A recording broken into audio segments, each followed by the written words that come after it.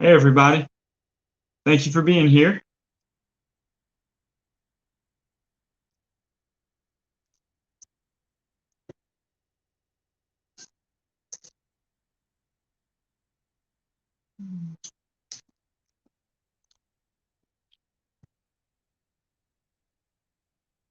I know I said it in the chat, but hey, Silhouette Park Farm. Hey, Betty Jean. Hey, Two Family Homestead. Good to see you guys.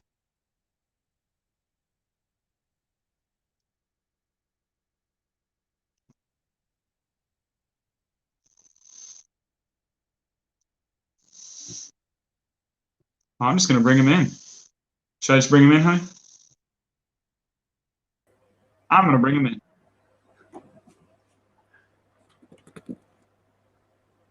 Hey, guys. Oh, good Lord. We're in the house. How you doing? Yeah, very, very well. That's good. I know I got in here a little early. I saw you guys waiting. I didn't want to keep you guys waiting too long. That's right. We were just checking connections and sound levels and camera angles and all that sort of stuff. Okay.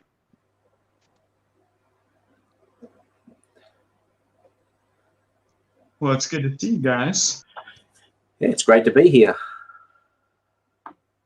Everyone's starting to come in. Like I said, it started a little early. This is my first time as well, so glad that you guys could be here. Well, we'll all make the journey together. Looks like we've got Darren from Down Under and Silhouette Parks Farm there. Voon Chili, hello. Pete's Little Homestead. Hey, Voon. Hey, Joy. Hey, Down Under.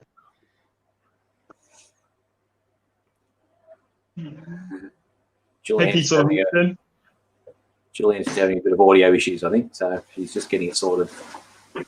That's fine. Yeah, if she just when she's ready, if she just gives me a thumbs up, I can end up getting it from there. Yep.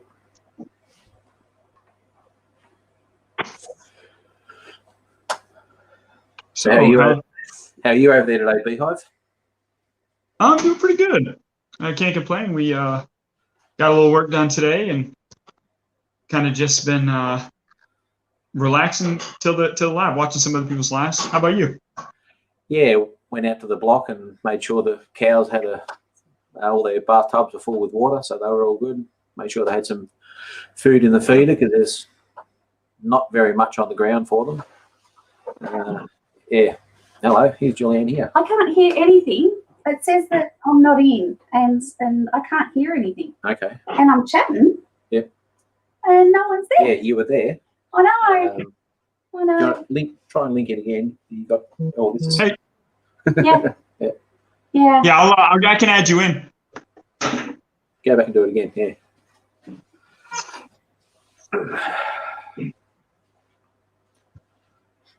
Happy New Year, Betty Jean. Good to see you here. All right, let's see. I'm going to add her in right now. So it should be coming up. Hello. That sounds promising. Oh, her mic. Her mic is muted. I see her little mic mic icon. Your mic is muted. There it is. Yeah, I get that. Okay. There we go. Yay!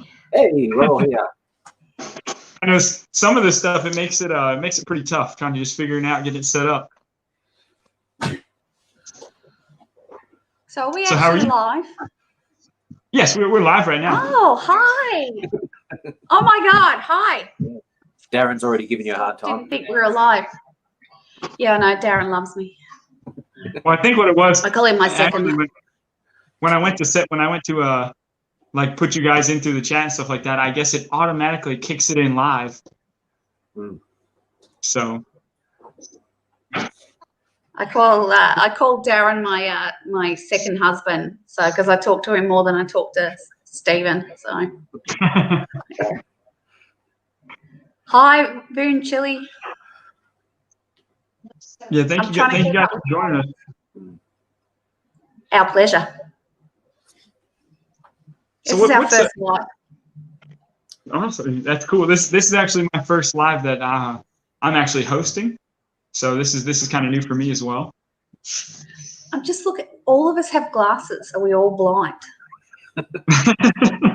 I know if I didn't have my glasses, I'm pretty blind. Oh, I'm hopeless without mine. From a meter inwards, yeah, no good. I think I'm like a -5 in my eyes, so I'm pretty bad. Oh, I'm just having a look. Betty Jean from Ridge Life is in. Well, I'm actually long-sighted in one eye and short in the other. So wow. yeah. So it's a bit hard. Okay. Darren just said he thinks I'm going to beat the snot out of him, but I'll just stitch him up somewhere. See, no one's going to understand your Aussie slang there, Stephen. Hey, Two Family Homestead, thanks for joining us. Thanks everyone for being in here. So I have to ask, what's y'all's temperature? Or I guess what's the time and what's your temperature like down there? It's almost 12:30 p.m. on Thursday, and I don't know, Stephen, what's it supposed to? Supposed we'll to have to convert. Yeah, it's about heading for about 28, 29 Celsius, which is about mid-80s Fahrenheit. 30 degrees Celsius today, apparently. So I'm just translating that into real temperature. Should be about 88 Fahrenheit, at a guess. Oh wow. 86. 86 degrees. Yeah. And Wow. as you can see by over here, it's Yeah, very, I can see the very, light. yeah. So middle of the day. We haven't hit the real temperature yet. We haven't had a day of 40 yet, so which is 105. Oh wow. We get up to about 113 degrees for quite a few days here. So, and for those of you that have been watching our last video, we're obviously in drought as well. So we're struggling at the moment with our cows and everything. We're bringing in food and water. Yeah, I saw that video for you guys. I'm also we have another guest I'm bringing. Obviously you guys know Keto Homestead with Jess. She's also coming on as well, so I'm going to bring her in. Yeah. Hello. Hello. Hey, Jess. Hi. Hey, Jess. Over here. Hey, Garden in the North. Thanks for joining us. I said on that stream before, Jess, you're like McDonald's. Every time I turn around, there you are. Well, I think Jess is like the superwoman of YouTube nowadays. She's just, and everyone wants to talk to her, everyone wants to be with her. So Pete's little homestead wants the sunshine. I'm fine with that so long as we can have some of your rain, because I think it's a bit wet over there in places. Oh, wow. you're right. Family Homestead. Hi, Voon. There's a lot of people jumping on. Down Under Farm and Forage. Hello. Hi, Joy. It's good to see everyone. The interesting thing with cows that I didn't realise until I actually owned them is, particularly in the hot weather, when they come up to the bathtub for a drink, like they'll suck 50 to 80 litres at a go. So it's a huge amount of water that they'll consume every day. So keeping the water carted out there is sort of like a day and a half activity. Like every day and a half or 2 days, I've got to run water out to them. We've got we're using bathtubs, old bathtubs for troughs at the moment, and I think we've got about 4, and they'll empty them in a day. Really? Darren's having a go at you, Jess. I see that. He says it takes me 3 months to answer a comment. Yeah, well, it doesn't help when YouTube hides those comments from me. I found out in the YouTube studio they have a tab in there of the comments. Instead of going through your videos to reply to those comments, you can actually go into the YouTube studio and see your comments. And there was like 25 comments in there from like 5 months ago that I didn't respond to. And I'm like, what? Where did this come from? So, Hey, Young Family Homestead. B-Hive, you're a fairly new channel too, aren't you? So, because we are as well, and I know Jess, you've hit over 500, but B-Hive, you've increased dramatically in the last even week that we've known you. So yeah. Yeah, I think when I started, I think actually I was on here with I guess we had our channel for over a year, and then I never posted anything. Just kind of went away from it, focused on like working and doing different stuff around like our farm. And then I was like, well, hey, my son was really big on wanting to do a YouTube. So I was like, well, let's all do it together. Let's, make it a family affair. And then I just started plugging the little videos on it and stuff like that. And yeah, I think since I think the day before New Year's Eve, I actually joined a live with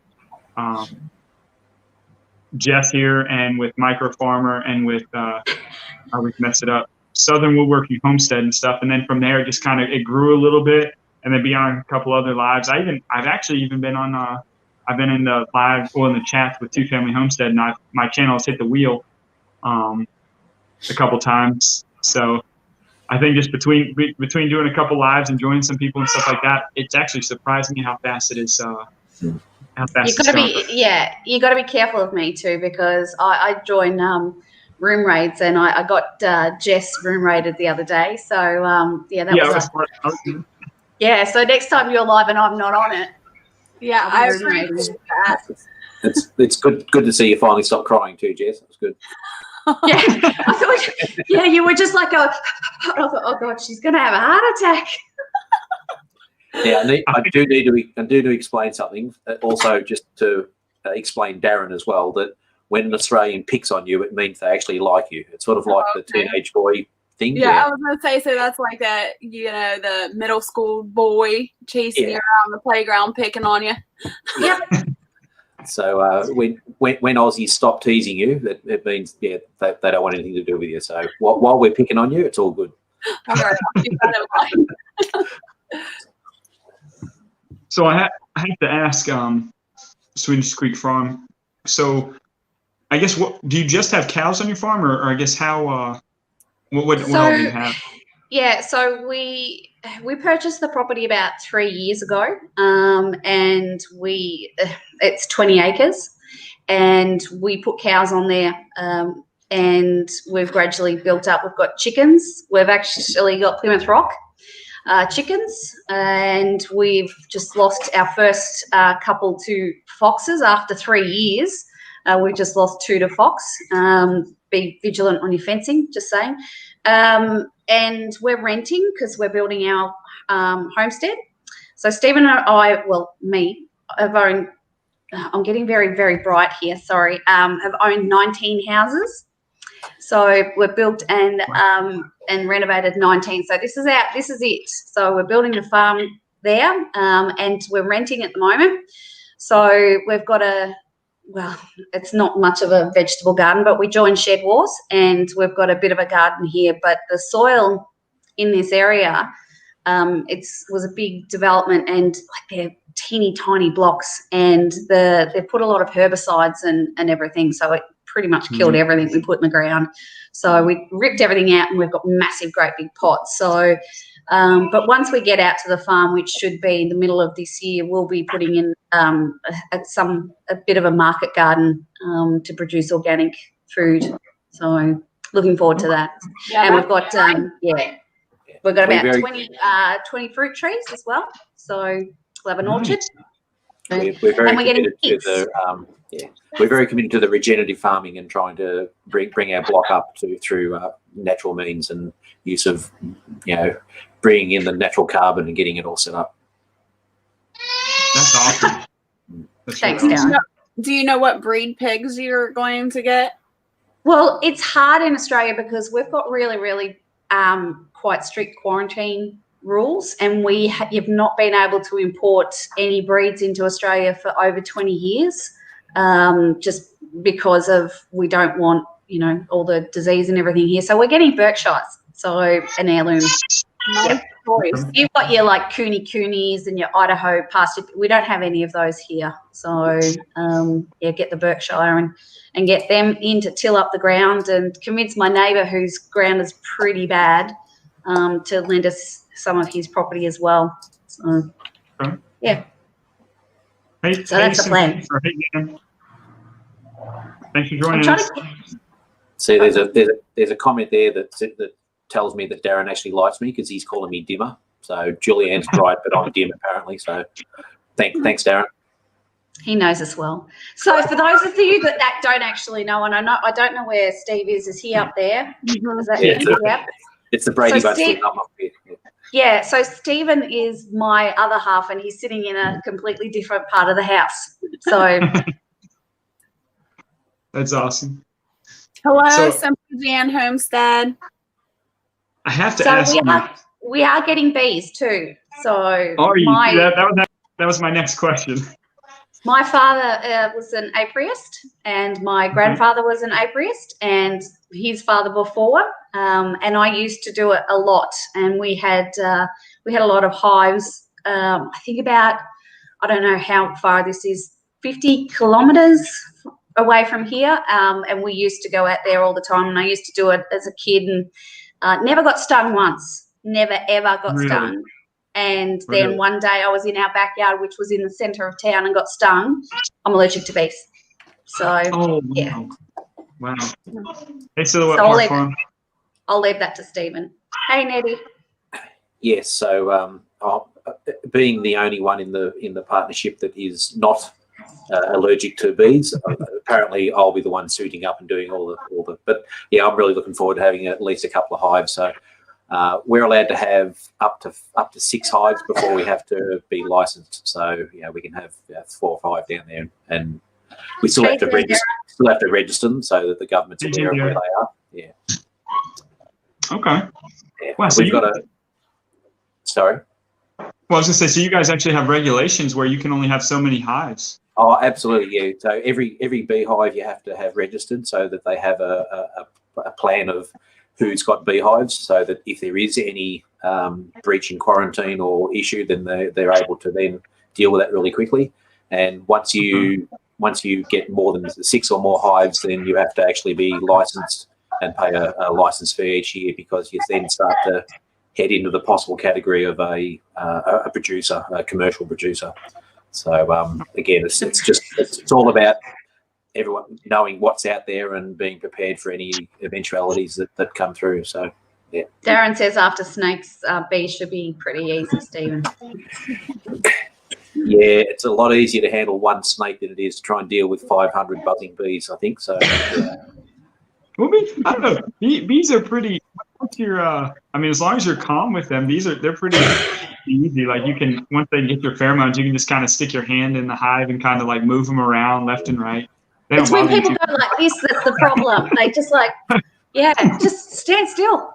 We've got a really good friend that lives not far from here, and he had a beehive set up in his switchboard of his house, so where the electricity switchboard is, and he opened it up and found this beehive. So he ordered himself a flow hive, which is one of the new style easy access hives, and he suited up. He's a big boy, and he suited up in this suit that didn't quite fit, and he got the beehive underneath there, and he's breaking the beehive down, and it didn't end well. They just went nuts, and he ended up with about 12 stings and all over his face, and his partner recorded it. It's absolutely hilarious. It's fantastic. Oh wow. So Betty Jean's asking if we're all in Australia. Stephen and I, yes. They're in Australia. I'm in Virginia, and Jess. I'm in Ohio. I'd like to say, by the way, if we ever just, I don't mean to interrupt. If people just come in and we say hello, that's all it is. Usually, just so I won't be talking over you. So hello, City to Country Homestead. Welcome Lone Star Pioneering. Hi, Lone Star Pioneering. Okay. Silhouette Parks just posted that my recent emu attack video was funny, so I'm glad everyone's having a good laugh at my expense. So yeah, that was. Yeah. Put out more emu videos. I went over to Chris's house a few months ago, and that emu was about that big, and it was really cute. It was just running around. And I've gone into the backyard the other day, and I've got, holy hell, look at the size of this emu. Nice when he was that little. Oh, they're beautiful. Yeah, they're just so cute. And yeah, he's coming up, and his head's going like this, and he's pecking at my arm, and I'm going, oh, this is not going to end well, Steve. Oh wow. He did swear too. Oops. Yeah, talk about having the snot beaten out of you. He did a fair job at it. Well, speaking of that, you say emu, we actually have like a safari park around here that you can go to, and you can feed the animals. They have like emus and ostriches and stuff. And I gotta say, emus, man, when they want to eat, it's not emu, it's emu. We're gonna go through this oh again. man, here we go. Here we go. It's not emu. You've been hanging around with Hypo Farmer too much. Yes. You're making my cheeks hurt already. Well, all I'll say is when you got to hold your bucket very still, man, because their little beaks are going so fast. If they catch that bucket will go. It's gone. Yeah. They get you pretty. I just want to just point. Go ahead. When you see them out in the outback and they take off and run, they're not quite as fast as an ostrich, but they're just, to see a whole pack of emus running, it's just amazing. They just go flat out. Really? Yeah. I think that was scary. I think that'd be funny to see. Their legs are weird. They go backwards. They're like, yeah. They're not like human legs. Anyway. Flat out is Australian for very fast. Down under said they're fast chickens. Yeah. Yeah. Yeah, if you don't like chickens, you won't like emus. We had a lot of farmers in the last decade or decade and a half that went into emu farming, and it was really quite a popular animal to rear for meat production. And then it went on hard times. There's a lot of farmers lost a lot of stock and basically struggled with it. But we still have a few producers around the country that raise emus for meat, and they're good eating. They're a really good meat bird. Really? Yeah. I just want to say thank you, or you're welcome at our cabin in the woods. Yeah, hey, our cabin in the woods. By the way, I just want to point out, I know Bomber Steve and I were in there in Full Time Dreams live with there. And Jess, I just want to say you did a great job talking about keto and stuff like that. You did awesome. Oh, thank you. Yeah, it was good. Very informative, because I think I'm learning more and more of keto each and every day. Well, that's good. I was really nervous. I'm like, I hope I answered everything, so everybody could understand. There's just like so much to keto. There's so much information, and it is, when somebody first starts out, it's really overwhelming. So it's kind of hard to just pinpoint certain, topics. Right. Haley being a rogue loving. So, Mama, I think we've all been talking about it since we've seen you in the chats and stuff like that. What made you choose to be like a snake wrangler? Well, actually, the last video I put up onto my channel, I just did a bit of a spiel. I know Jess had a bit of a look at it and found it quite good. So I've actually got a little bit of a spiel there on why we do it. So the situation was I work at a local university here in Bendigo, and we had 2 guys on site that were qualified snake relocators. So to legally be able to pick up and relocate snakes, you have to go through a training course. So ours was a 1-day knowledge course and then a 1-day hands-on. And then you have to go to the local council and have your gear, your snake wrangling equipment checked to make sure it's all compliant, and then they authorise you to do it in the area. So one of those guys retired, and so they were down to 1 relocator. And I helped him actually catch a snake one day, and I went, oh man, this is so much fun.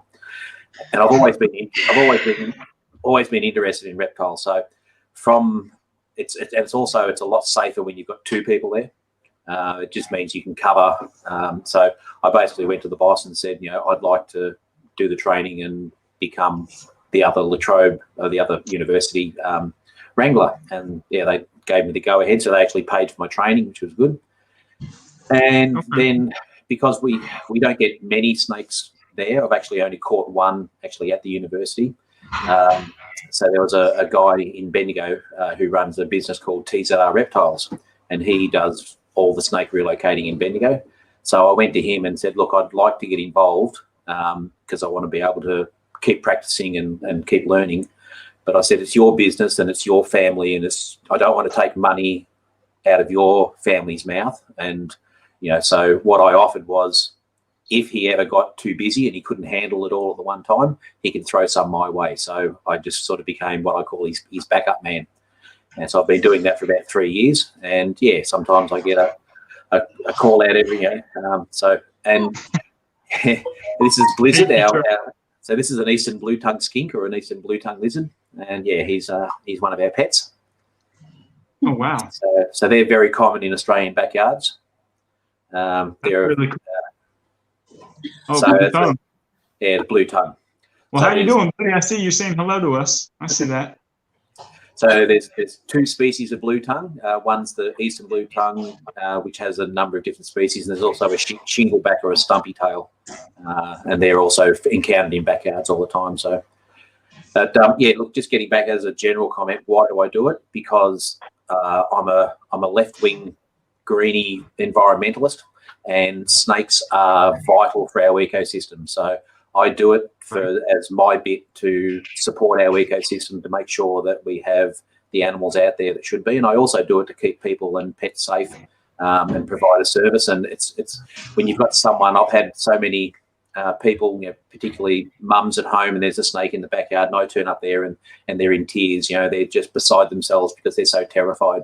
And you turn up and you pick up that snake and get it out of their backyard, and they're just so relieved. And it's a really delightful service that you can give. But as I said on the video too, I know what I'm dealing with. As I said, I'm not dealing with Mickey Mouse here. I'm dealing with a very potentially lethal animal. So I'm extremely vigilant on my technique. So I don't put. If it's not safe, I don't grab it. Yeah.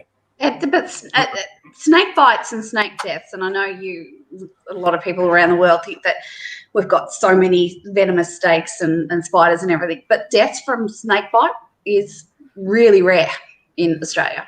So we've got a lot of them, but yeah, it's very rare. I can't remember. I think we had about 3 last year, 3 deaths from. We have really low. Yeah. We have very low. Especially with all that they talk about with snakes.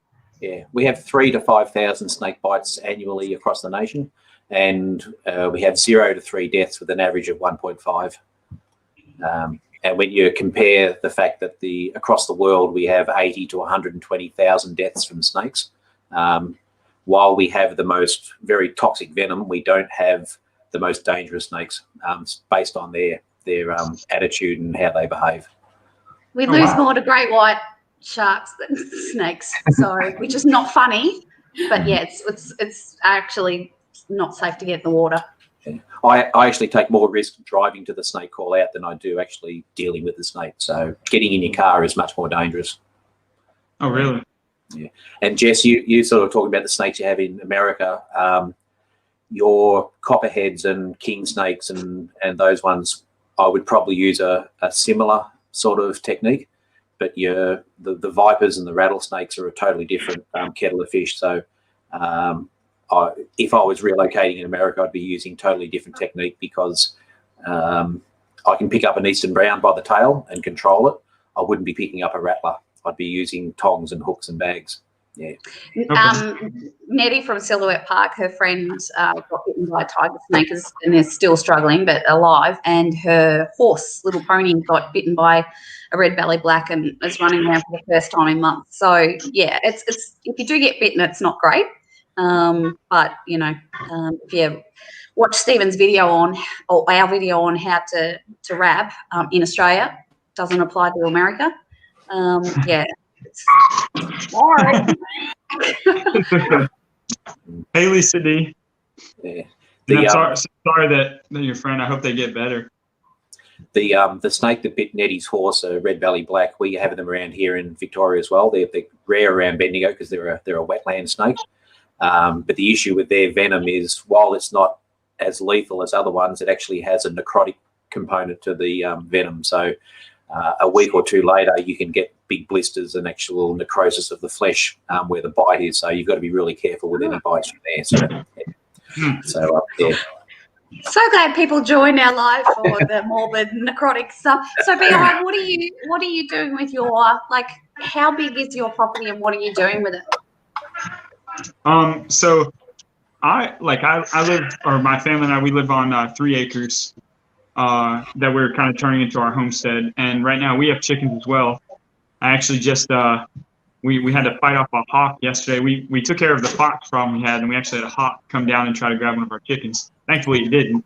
But what I'm trying to do is I'm trying to do this homestead and teach my kids about like self-sustainability and how to like better ourselves and our health by eating healthier, taking care of animals, because it was something that I wasn't raised on a farm or not much of a garden at all.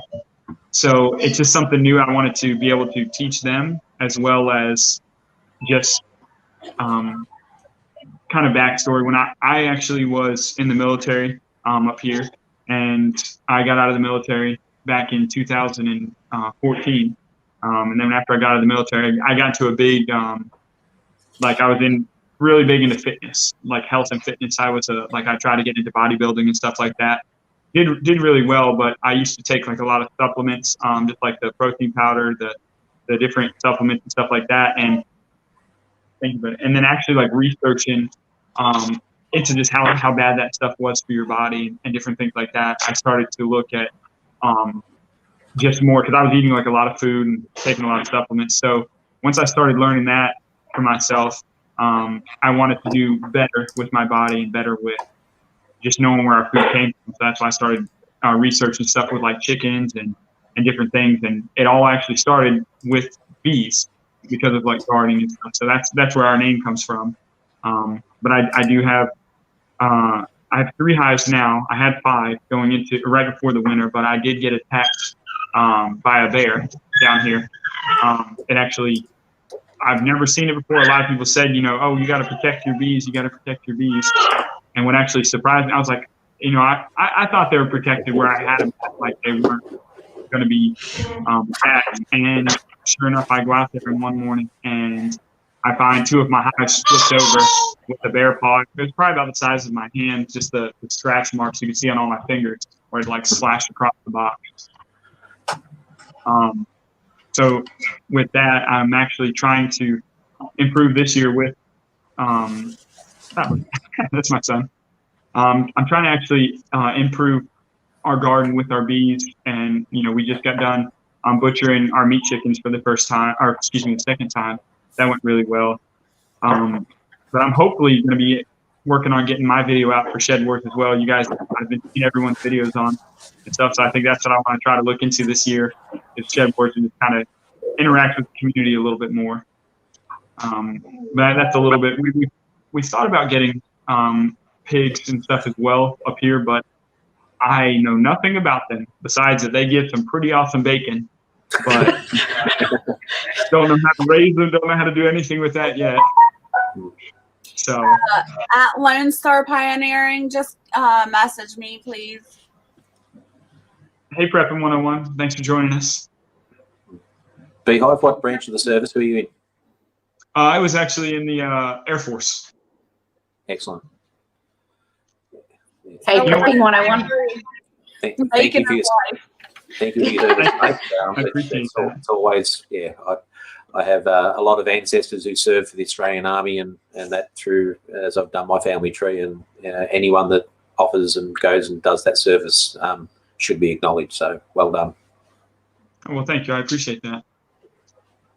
Yeah, I'm hoping we're actually, my wife and I are actually currently, we're trying to get some more videos together to show a little more. We've been building some garden beds and stuff, getting ready for hopefully, shed boards and stuff like that, ready for the spring to be able to grow a lot if we get picked. It's really hard because the shed wars, you guys start in the same season as we start, but for us here we're in Central Victoria in Australia. Your good season is your autumn and spring and blah blah blah, and we're in the middle of summer. Nothing will grow. Nothing will grow. We don't get rain here. We get 113-degree days for days on end, and we've had, I think I worked it out the other day, about 18 inches of rain in 12 months. So, so yeah, we don't have, and I look out at my garden and I go, oh, so our shed wars is going to be pretty sad at the moment. So we'd be better off doing it during winter, to be honest. So, and I think we've got a few here, Jandera, who's joining us as well, and Darren's obviously hashtag Team Down Under, go Darren, is our mentor and everything. But it's really, really hard growing anything at the moment. I think we can grow tomatoes and nothing else because everything just dies. So, yeah. You've got nothing but weeds, Nettie. At least you're getting rain somewhat. So the difference between Nettie's actually in northern Australia, in Queensland, and they have a wet season summer. We have a dry season summer.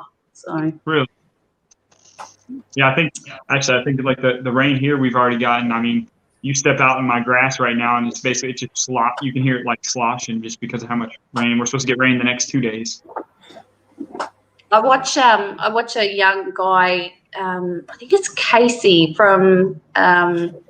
He's in North Carolina, I think. And he was saying he's checking his rain gauge, and he goes, "Oh, we got 6 inches overnight." And I'm like, there is a point where it's just too much water. So, yeah. So that was just insane. I'm like, 6 inches. We would never. That would be a flood for us. The ground wouldn't absorb that. So yeah, it's insane. So yeah, Prepping 101. I guess that was to you with your tomatoes. Was saying you're going to have a lot of canning and spaghetti sauce. Yeah.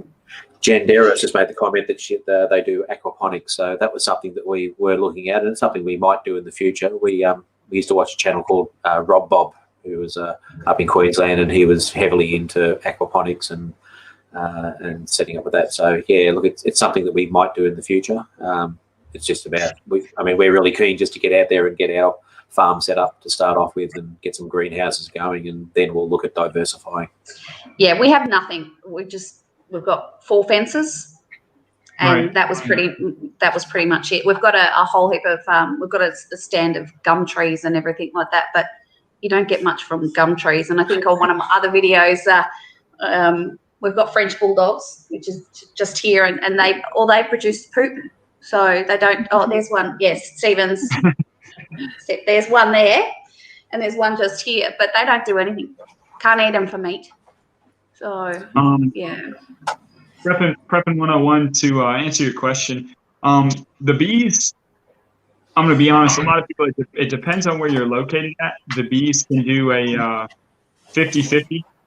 Shot. Basically, you can help by giving them an advantage of making it through the winter. Like, for example, for us, I put insulation around I put like a 2-inch insulation board around my hives, and I also put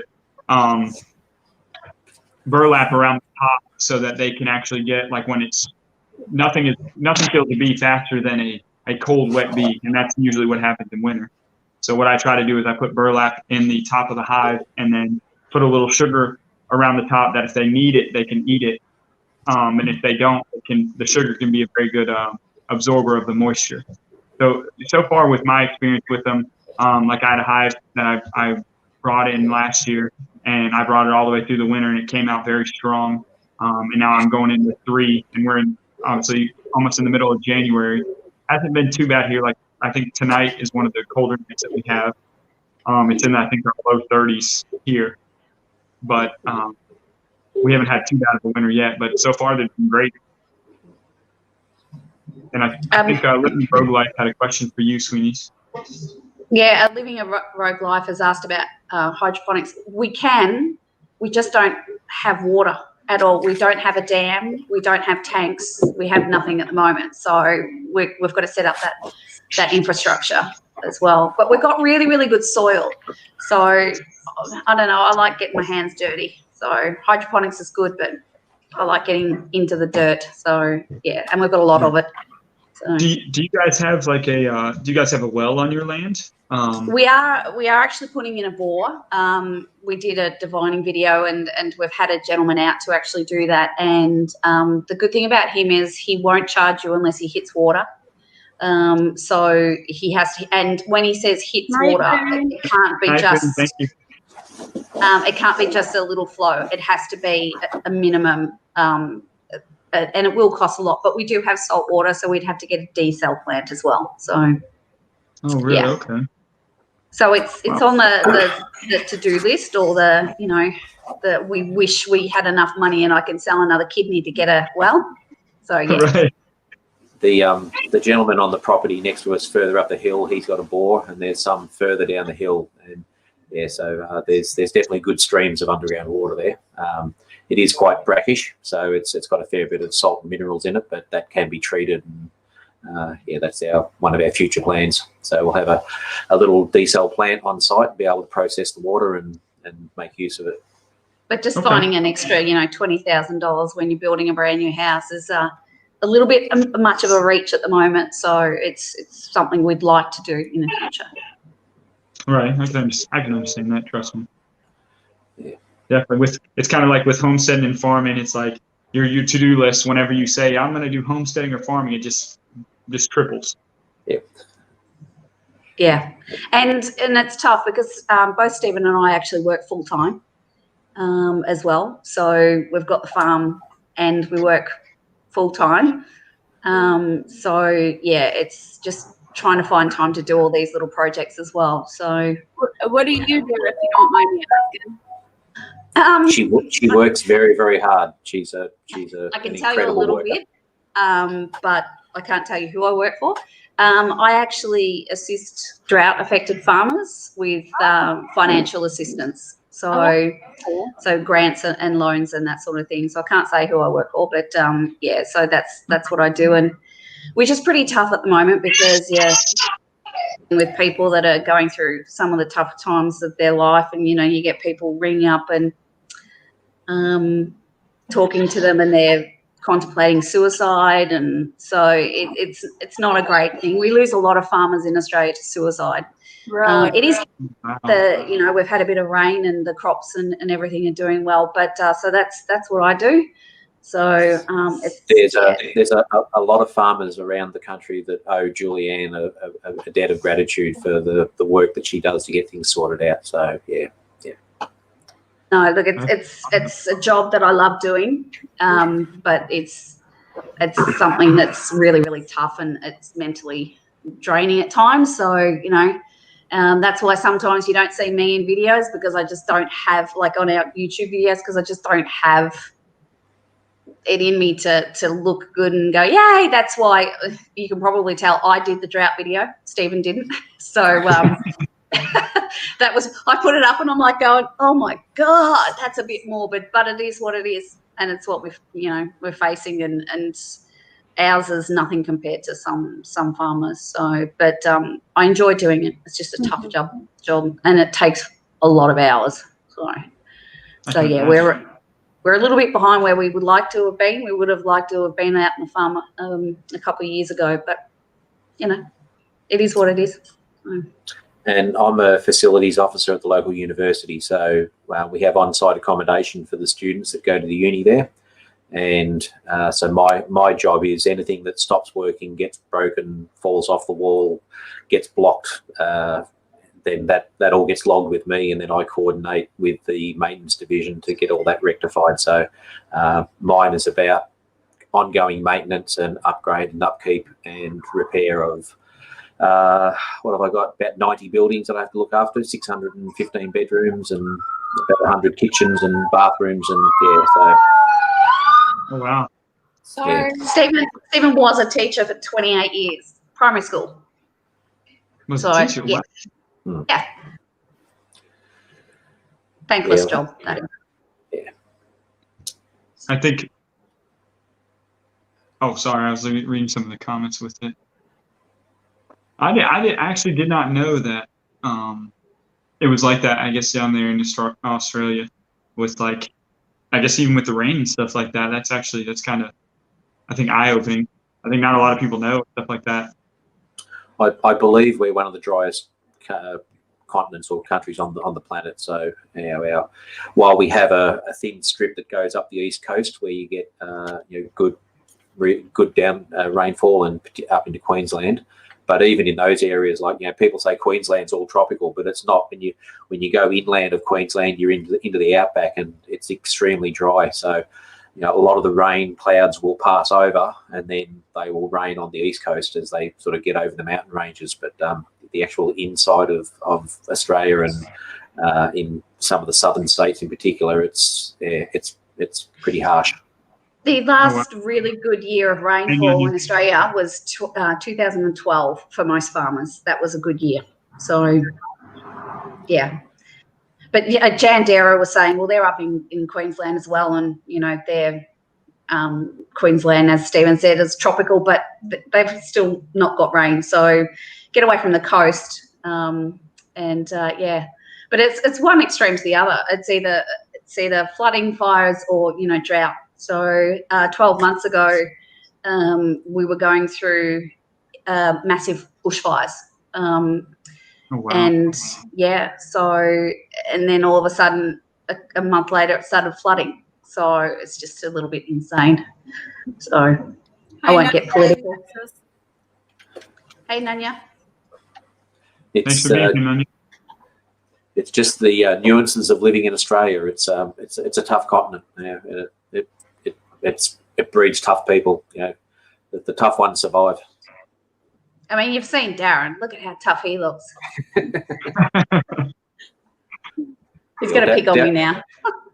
Darren lives down in Melbourne. You've got to be tough to survive down there. Oh, wow. Yeah, I think, I mean, I can try it for Jess and I mean, like I said, I think we've probably had, I know this year alone we've had, or I guess this past year into the fall into the winter, it's been very good temperatures wise. It hasn't been too cold, but it's been a lot of rain. I think we literally have had one snow, and we had that on Christmas, but that's it. We've had a lot of rain besides that. What about you guys, Jess? Oh yeah, we're nothing but a mud hole right now.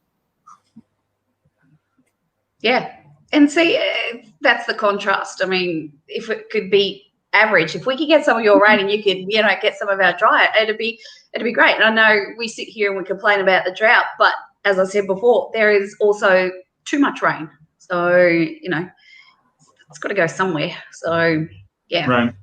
Yeah, like last year's growing season actually affected us, I guess, pretty hard. And I say hard, we still could eat them, but a lot of our tomatoes and stuff like that, they got the split, that water split that goes down the front of them where they just all burst open. We had a lot of our tomatoes did that last year just because it was so much water that we just couldn't control it, just because even picking them as fast as you could pick them, you still have. The other thing too, and one of the things that impresses us about YouTube and that with the YouTube homestead community is, while there's differences, there's also we watch videos of you guys over in America and we see commonality, similar challenges and similar issues, and we can take information and ideas out of what you present and then basically Australianize it to sort of fit our situation. So while it's not 100% compatible, there's so much that we get from other channels around and great ideas. And Julianne spends a lot of time in her free time that she has researching and looking at a lot of other channels, particularly people like her favorite people. Good night, Living a Red Life. Thanks for being here. Yeah, the next videos are coming out. That's really cool, though. That shows, I think, the ingenuity of you guys actually taking the time out watching the videos of everyone's just to get more ideas to what better fits your situation. That's the one thing that I can honestly say love about whether it's preppers or homesteaders or farmers. It's what might work for one person may not work for the other, but it's at least some of the ideas that you can get, and it can help spark a brand new idea for you or your farm, compared to over here in our farm stuff. And I think that's something that makes YouTube's such a great source for all of us to be able to connect and share our different ideas. I think 2020 pretty much sucked. I mean, we can all agree on that. But I think if one thing it's actually brought to the front food security and, the food chain and everything like that. And I think we're a little bit lucky here in Australia that we do produce so much food, and our farmers are very transparent and everything. So, but just watching when we went into lockdown in Victoria in particular, I just started binge watching YouTube, and I think that's where we thought in the back of our minds we wanted to start up this homestead, but we were just going to have like our house and maybe a couple of cows. And then it started to think about what we were putting into our bodies and where it was coming from, and then going to the supermarket, not being able to buy anything. So, yeah, so in one way, 2020 has been just a kick up the butt for us. So I don't want to thank 2020, but yeah, it's been a good thing for us. And you bring up the community and everything. Like 2 weeks ago, I didn't know you guys, didn't know who you were. Right. Yeah, the Silhouette Farm we found a couple of months ago, and then they've been great support. Darren, Jandera, all the Aussie homes. I didn't even think we had any in Australia. I started watching like the Justin Rhodes and all that sort of on YouTube, and thought, I wonder if there's anyone in Australia, and just thought, no, there's none. And then all of a sudden, bang, there's this community you had no idea. Yeah, I get really excited like when I find other homesteaders that are in Ohio, and I'm like, yes, like where are you at? Yeah, like we didn't know Darren existed. Yeah, we're so glad we found him. There we are. Well, I like the fact too that it's like, if it comes down to it and different stuff, like for example, I found out like, Jess is in Ohio and I'm in Virginia, so it's only a couple hour drive away. And just like some of the other people I know, a lot of people that are farmers or homesteaders in North Carolina, and like we have family down in North Carolina, so it's really cool that even though we're like in a different state, like that you can still connect to it. Like I was messing with Jess the other day, and I was telling her, we're gonna have to make a trip up there and see her and stuff like that. And I can see it now, a video coming out of how the B-Hive fell in love with her pigs and stuff like that. Now we're gonna get pigs of our own and stuff. Yeah. So, well, I mean, we had been borrowing a camera to do all our videos, and we bought one 2 days before Christmas. And sorry, my French bulldog's knocking on the door. And we hadn't used it. And the second time we took it out, we were filming, and there was a massive storm. There was a massive storm go through, and we had no idea. We had it on a tripod, and our brand new camera fell over, and I was like, and I went to grab it, and I picked it up, and I tried to focus, and the lens was smashed. Now, Darren's found out about that and offered to give us a lens to use while we're fixing ours and everything like that. And that's the sort of thing that, we didn't know him. But he put that offer out and everything like that. And, I don't know what the Aussie dollar is, but I think it was, $600 to fix his lens. And we're just like, oh God. So we had 2 days. Better stop praising him. He's going to get a big head.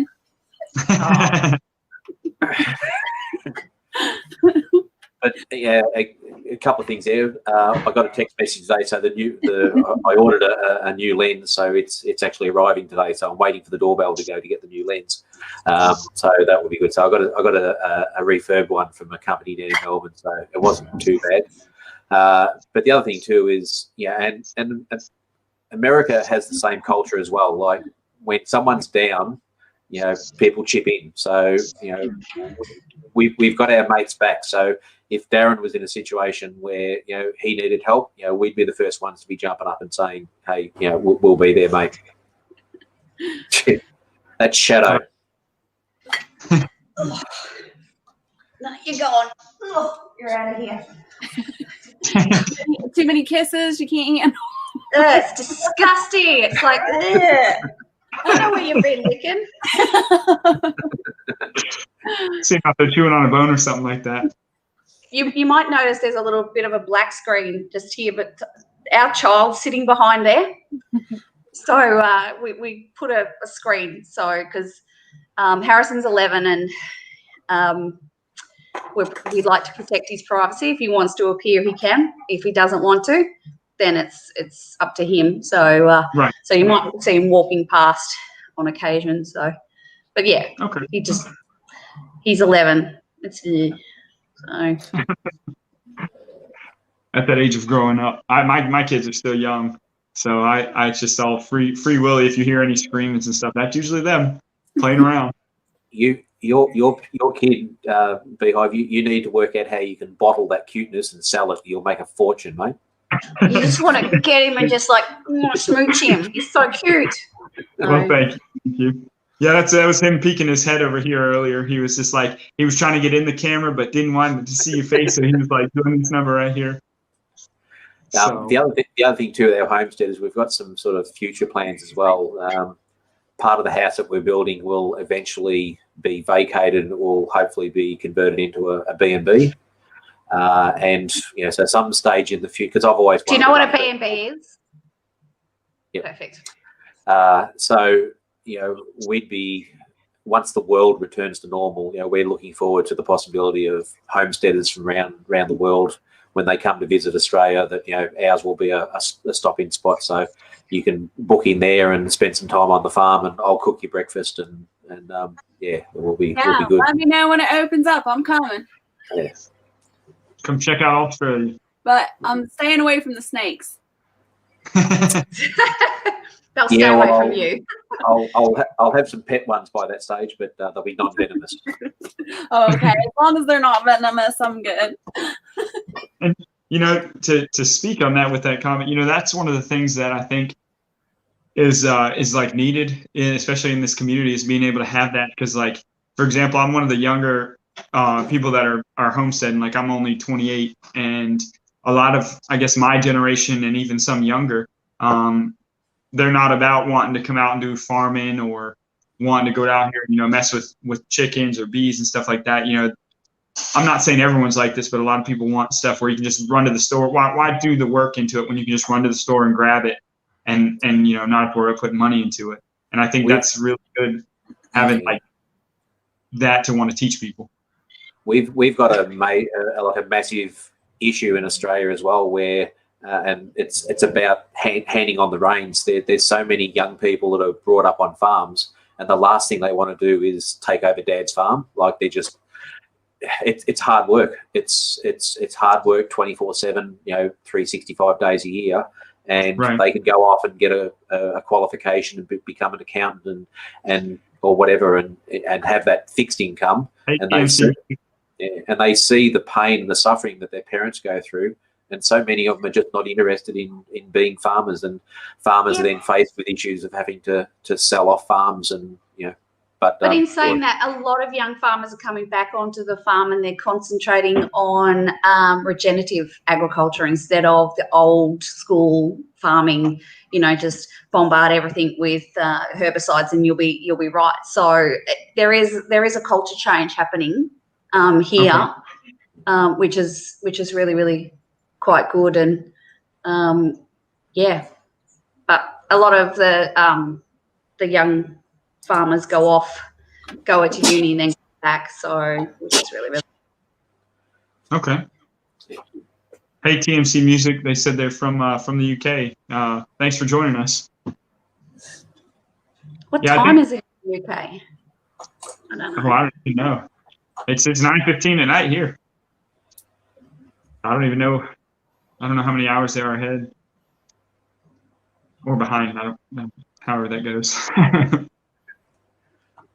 But I think that's the difference here is like, I don't know, Jess, I don't know if you think the same thing too. I think a lot of their 2020 alone for us was I think big here in the States, because a lot of people are actually, like, for example, the seed, they're talking about a seed shortage coming up in spring because so many people went to like, we got to get our own food. So they went to like backyard gardens or small scale gardens and trying to get into like all those hobbies. Even for here, it kind of was like a shock. Like, for example, like the the average age of a beekeeper here in the United States is 54 years old. Like a lot of people don't actually do it, and it excites me when I see a lot of like I guess anybody like that's younger than like I'll say their 70s or 80s and stuff like that, because they've been doing beekeeping since like their grandfathers and stuff have been in it. So it's really cool to see people doing it more now, but even some younger people getting into it. Like my son, he knows not to go buy them, but he's so curious with them and wants to be a part of it. And like if he gets a little older, I'm gonna let him have some fun in it. Do you think that's going to be sustainable for you guys? Like in America, you said a lot of people are setting up gardens in their backyard. Do you think it's going to be something that's just going to be, they're going to do it for 18 months, 2 years, or do you think they're going to just nodding yes? I don't know. I personally believe 2020 really scared some people. I mean, it scared all of us, it really put my butt in gear to can as much as I could possibly can. But I think also like with people my age and B-Hive's age and younger, they might have got scared to actually move for a little bit, but I don't think it's going to last. Yeah, because I think they're raised that way. They don't have it instilled into them, I mean, some of them might hold on to it, but not all of them. Right. I think the ones that it hits more is people with families, like the ones that have their kids in it, because they're thinking of like, I won't say doom or gloom, but they think of like, hey, I got these kids to feed, like I'll be okay and can manage, but my kids are younger, or my kids can't, make a means for it, and I don't want them to fight for it, so they'll do it. But I think I guess you could say that the single population with it, stuff like that, I'm in the same agreement with Jess. I think it's just kind of a phase. It was something that everyone was doing, everyone was talking about and wanting to do it. And I think once they start realizing what some of the work is to put in for it, I think they'll stop. Darren just mentioned that. And I think it was after the war, they had the thing called the Victory Gardens, where everyone started their own gardens and everything like that. Well, that didn't continue. No. So, yeah. But, so going back and producing food on your own property is a good idea, but I don't know. I think people will jump on the bandwagon and do it for a while, and then once they feel secure, may not do that continuation. So I know we will. Right. We're not as young as you guys, but we do have an 11-year-old who is quite, what do they call it, woke. He's just. He will tell you all about your politics. He knows all about what's going on in America and everything. But, he's on our back a lot about, saving the planet. And I think it's fantastic. But I think he'll be the encouragement that we have to keep going. Yeah. Silhouette Park Farm says, I'd say some people will keep going. It will become a habit and they will enjoy it. But eventually most will go back to buying at the shops. Well, with you saying that, that's what I think. Like most of them, scientists say it takes 30 days to start a new habit. So if they keep going for 30 days, then maybe they'll be able to create that habit. But right now, with the way that everybody lives and there's so much convenience stores and grocery stores, it's just a lot of them are going to look at it like it's easier to go back grocery store than try to put all this work in to grow, this little amount of food or whatever. And food is cheaper too. Like it's not cheap producing your own food, especially here. So, if you can go and buy I don't know what the prices are over there, but if you can go buy a lettuce cheaper than you can grow it. Mm-hmm. And Darren, you're 100% right. People are lazy. Shopping is easier. The other thing too, in the last 50 years or so, the urban development and the structure of our towns has changed a lot. House blocks used to be a lot bigger over here, back in the day, and now we're getting much more higher density population, so smaller blocks and sort of getting crammed in more. So people have less resources and less space to do that. But having said that, there's still some things that people can do. You can have small balcony gardens and grow herbs and all those sorts of things. So, it comes back to just their desire to do that and what they've got available. So for a lot of people now with high density population, it's difficult. Right. We watch a channel called Self Sufficient Me, Mark up in Queensland, and he's absolutely fantastic. If you want a good channel to get involved with, that's a really good one. And his catchphrase is, you don't have to be self-sufficient in everything, but be self-sufficient in something.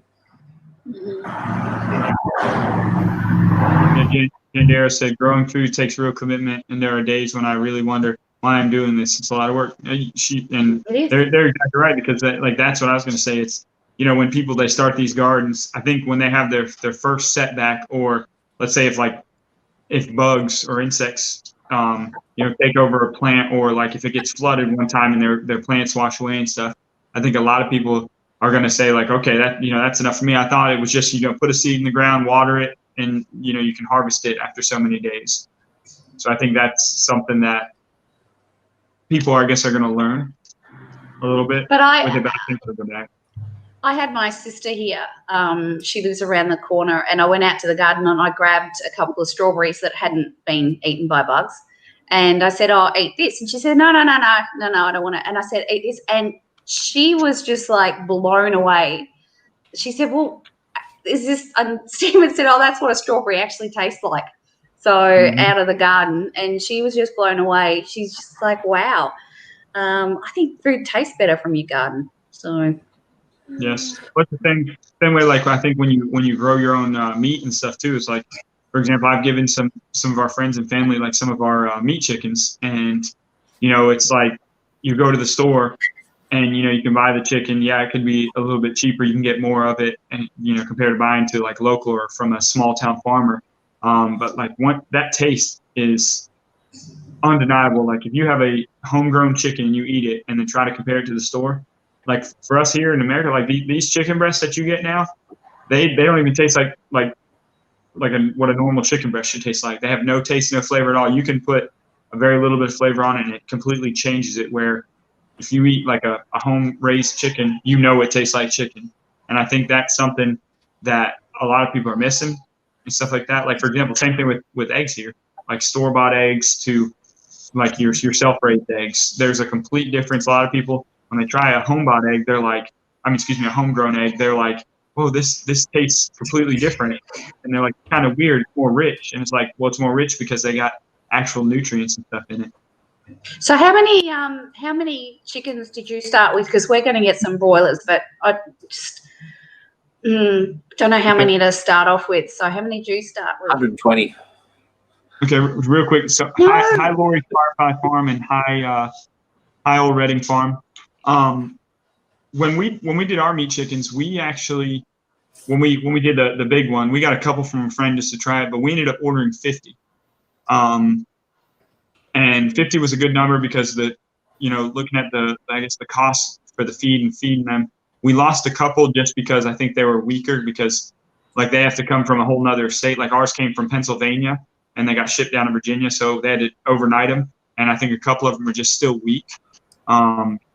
So we ended up getting them, by the time it came to butchers 9 weeks later, we ended up getting 41. So we only lost. How long does that last for you guys? How do you eat chicken often, or? Well, we usually do it often. Like we have other things, like we usually go in with someone and stuff like that, and sometimes we split a cow. So like we'll get like either a quarter or half of beef. But like with those chickens, we can take one chicken. I think we cooked one the other night. It was 3 pounds, 10 ounces, and we can make it last basically two nights of meal. Like the first night you eat like chicken, and then like the second night you turn it into a soup. You can either put like different stuff in it, a lot of vegetables and stuff like that, and we can get usually 2 meals out of a chicken. So I prefer eating that more than the store-bought chicken. So we'll kind of split it up a little bit. Some days it'll be like a chicken meal, and then we'll have your regular spaghetti, and then could have something else. But then we usually, I would say, have chicken probably at least 2, if not 3 times a week. Yeah. Same as us. Yeah. I think chicken, like, especially, I don't know if you've seen, like when you raise your broilers, like for us, they had very, very low fat content on them. They were very like in our video, we showed some of our chickens on our table. They were just very lean, very clean. And I think that's something that, like, it didn't, when you go to the store and you buy them, they usually have like that yellowish tinge to the skin and stuff like that. But like ours was like that solid, nice, good flesh color and stuff like that. A little while ago, Julianne sat me down and made me sit and watch a documentary online. It's an old one, but yeah, it's called Food Inc. And and that was a real eye opener. And I think everyone that has the opportunity should sit down and watch that and just look at what we're doing around. It's not just America; it's around the globe. We have as many immoral farming practices here as anywhere. So it's really, people should be aware of where their food's coming from and what the processes are. So it's it was a real eye opener for me. Freezer space is a limiting factor. And I just want to add in, when I butcher chickens, I really break them down. Like, I'll only leave 2 or 3 chickens whole, and I'll freeze those. The rest of them, I'll break them down to wings or breasts or legs. And then I also can a lot of that, so I'm not wasting my freezer space. I saw a video on canned chicken. I just it might not look pretty, but it doesn't. Now can I good. Yeah, I was gonna say I was first a little like hesitant when I first tried like canned beef, like fresh canned beef. It looks like something in like a science lab. It looks like spam. Like it's just. I can put that in the oven for like 10 minutes, 5 minutes, throw some barbecue sauce on it, and dinner is done. I've got a pretty cast iron stomach. I've had a kid and I've seen like that, but that is like something's. I saw someone do. I don't know who it was, and I'm like, I said to Stephen, canning chicken, like the chicken sitting on the. Ooh. I'll get over myself. Down under said canning meat is weird to Aussie. Those differences between America and Australia, well, there's one right there. So. Yeah. I don't care if it's pretty or not. It tastes good in my belly. Yes. That's all that matters. Yes. Yeah. I've noticed a couple of the comments like Nettie and Jandera, and I'm like, they're not for me. So that's something I hadn't seen before, but it must be down under. Darren says canning meat is weird to Aussies. So I think, I'm telling you, it is good though. Like once you do can it, stuff like that, especially, I mean, you have it after, let's say 6 or 7 months. I had some, it was like fresh canned meat with some canned Brunswick stew. Oh my gosh, I had that. The Brunswick stew was about a year old, and the canned beef was like 6 months old. Oh, I tell you what, you put it in a pan, you mix it up, once it's hot, and you eat it. Oh my gosh, it tasted like you just cooked it. Well, that's me done for lunch. I'm not eating for the rest of the week. I'm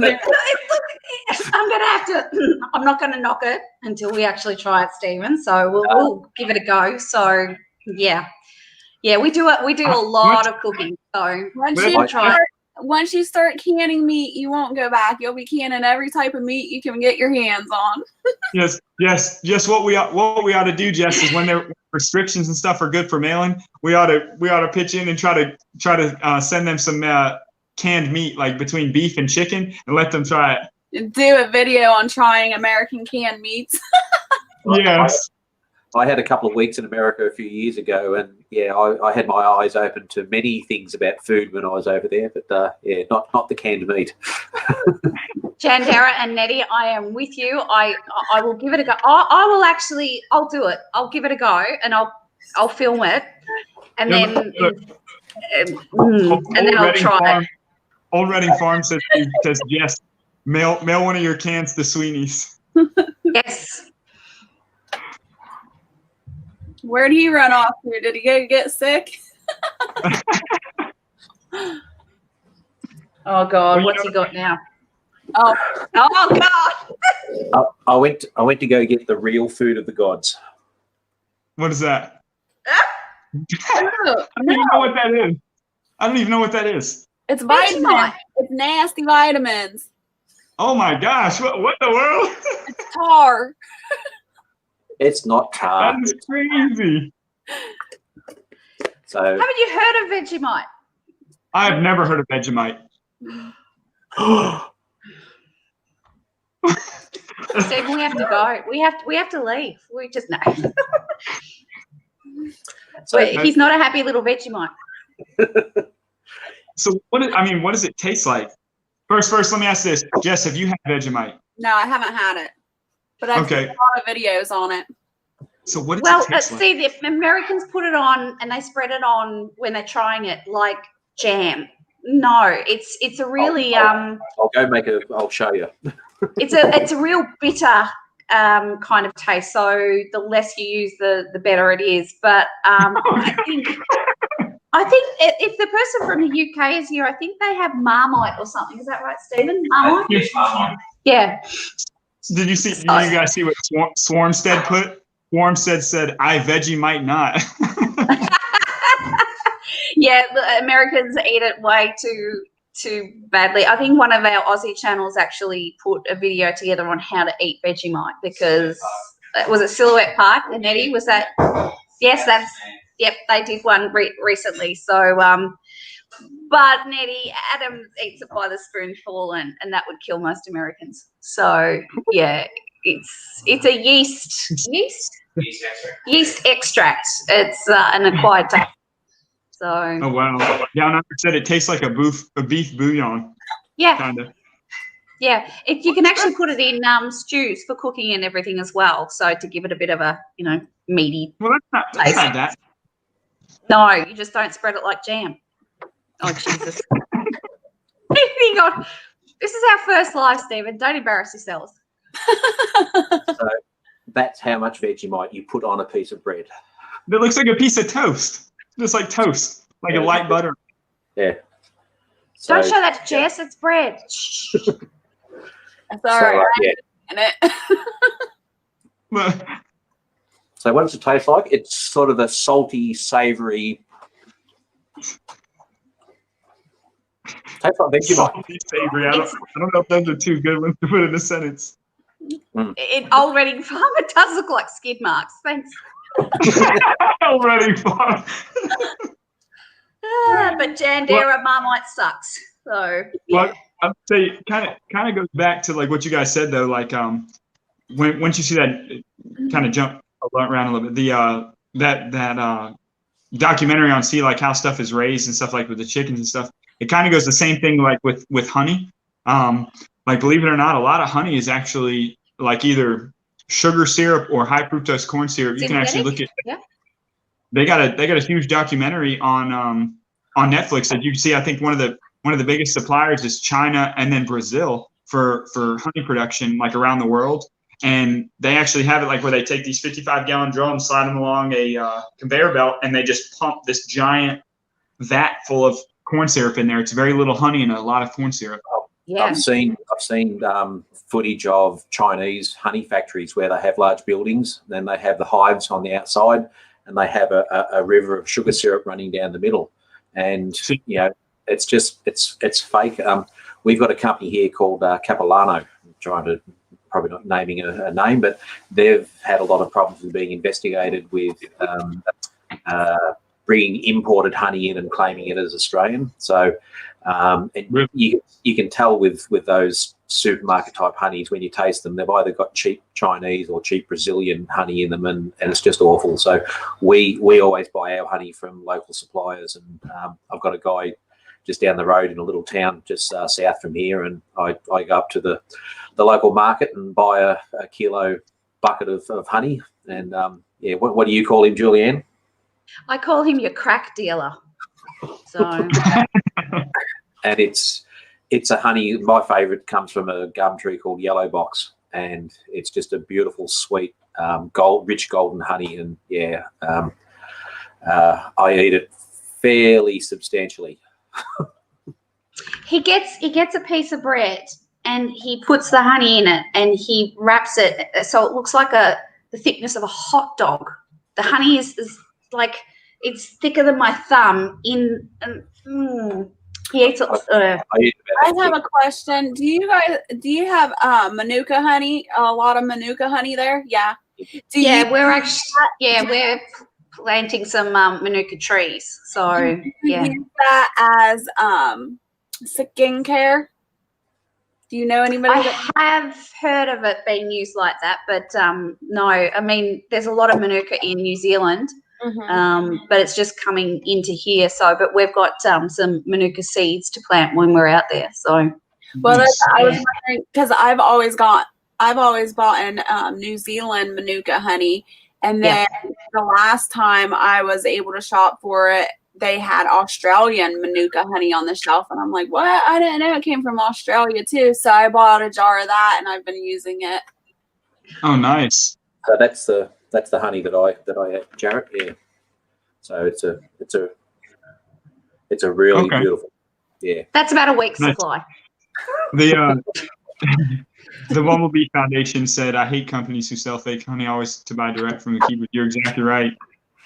Down under said, "Leatherwood honey from Tasmania, food of the gods." Well, see, I actually think I showed Jess in one of our lives. I actually showed her. We had someone who their honey wasn't quite done correctly, and it came out. It was more like sugar water honey. Like they fed them a lot of sugar water, and then it kind of separated inside the honey, and it's kind of crazy because it separated like the top jar. The top jar had honey, and the bottom has like a layer. It almost looks like wax, but it's just straight sugar that has solidified. And it's just crazy to me, like just how people, I guess, feel okay with selling it. I'll show you guys what the difference of it is.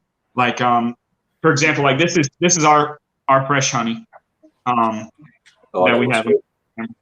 So this is like the actual honey, and then like this right here, as you can see the bottom. Let me show you in the light. This is sugar water honey, and we don't eat it. I only keep it for it's not for my hive, but two, it's just for straight like demonstration purposes. But if you see like when you tip it up, how like it just doesn't move like that. That's just all the sugar. It's like crystallized and stay there. Like that's the craziness about it. So it's when people wonder, I guess, where they're getting their honey from, it's good to actually know or get it from a beekeeper, because from the stores, you're basically getting this if you let it sit long enough, and regular beekeeper, you're getting it like this, where it's not surprising, Jarrett, because nectar is not sugar water. Like they're trying to replicate Mother Nature with a human processed sweetener. It's suspended in water, which is totally different to what nectar is, which is what the bees use to make the honey from. So, it is what it is. Yeah, exactly right. And do you think it's been really good recently for the focus on bees? And I mean, I remember watching the Bee movie and everything with my son, and he thought it was fantastic. But I think it's the focus on what bees actually do over the last couple of years has been awesome. So people just take them for granted. Oh yeah, bees are whatever. Well, so, I think it's been a great focus because. Like looking at all the research and data, like they say that if we didn't have bees, we would actually lose all of our food supply within 3 days, because they do so much. It's not just like, and I know there's other pollinators like butterflies and hummingbirds and stuff like that, but they do such an important role with bringing so much pollen between it. And there's just, when I was a kid, you used to see honeybees everywhere outside and like on the flowers and stuff, and now it's very scarce. You can hardly see them anywhere. I like to. Or like I see like what Swarmstead said, that can happen with real honey too, which you're right, Swarmstead, it can. Honey does crystallize, but it doesn't crystallize like that. I guess that fine where like you can actually see the sugar crystals. It shouldn't. I put it that way. It shouldn't. It could possibly where you get it from, but most of the time it shouldn't be like that thick where you can actually almost scoop out the sugar with a spoon. Jarrett, we have a number of tree species and plants over here that rely on fruit bats for pollination. Which is really? We have a colony of fruit bats in our Roslyn Park in the middle of town here, and people complain about them, and they're noisy, they're smelly, they poop everywhere, but they're they actually perform a vital role just like the bees. And if we take out all these animals, I've often seen it said that if we lose the bees, we've got about 1.5 years and we're all gone. You're exactly right. Well, I think in the other live that Jess was on, like it makes a very good thing. Like I think one of the big things to focus on with people is hey, bye Jindera. One of the big things to focus on is like what Jess said, like she likes keeping her stuff as like an ecosystem. And I think that's the way we have to look at it is, a lot of people I think are just, they don't know enough, like don't research enough and things like that to know that like you have to have everything that we take out some way should be tried to at least be put back in, like, reproductive. And I think that's great. Like with the fruit bats, not knowing that, or even with the bees, a lot of people don't realize if you plant a little flowers or leave a little trees, you get some of that pollen and it spreads, so far. I look at the ecosystem like a knitted woolen jumper, and if you take something out of that jumper, if you take a piece out, then the whole jumper unravels. Everything's in there for a reason. So all of the animals, they're all connected. Yeah. Right. I see. Prepping 101 said that there was nothing in the honey that aren't bought. So it pays to read labels, I guess. So we'll see. We'll see. One of the big kickers when it comes to how I was actually looking at some of like the regulations. So the reason why, like when you look at like a label on the store and stuff like that, and it just says regular, like just it'll say raw honey and stuff like that, but you have to look at whether it says like unpasteurized or filtered honey or like like ultra processed and stuff like that. What it basically means, how these companies get away with selling it across nationwide, is once you put, everyone knows that honey has medicinal purposes. Like you can, like it can help with burns and stuff like that, and it can help, like even like local honey can help with allergies. But one of the things that when you have like companies from China and different stuff like that, when you actually take honey and you put it with heat, you're kicking out any bit of pollen that's in it. It actually takes like the pollen and burns it. So you lose most, if not all, of that medicinal purpose or the healing factor of it that makes it, in a sense, natural. And that's how they get away with doing it. Like if you take the store-bought honey and you do different tests with it, you can see like a difference in it. And I think that's something that a lot of people don't know either. I'm hoping the Manuka honey I buy is good. I get it I don't buy it at the supermarkets or anything. I buy it out of the health food stores. And I don't know, it seems to work for me. I don't eat it, but I do use it for medical benefits, and I do use it as a face wash, and it works really well for me. Working in nursing homes all these years, there is a potential of contracting or catching contagious diseases.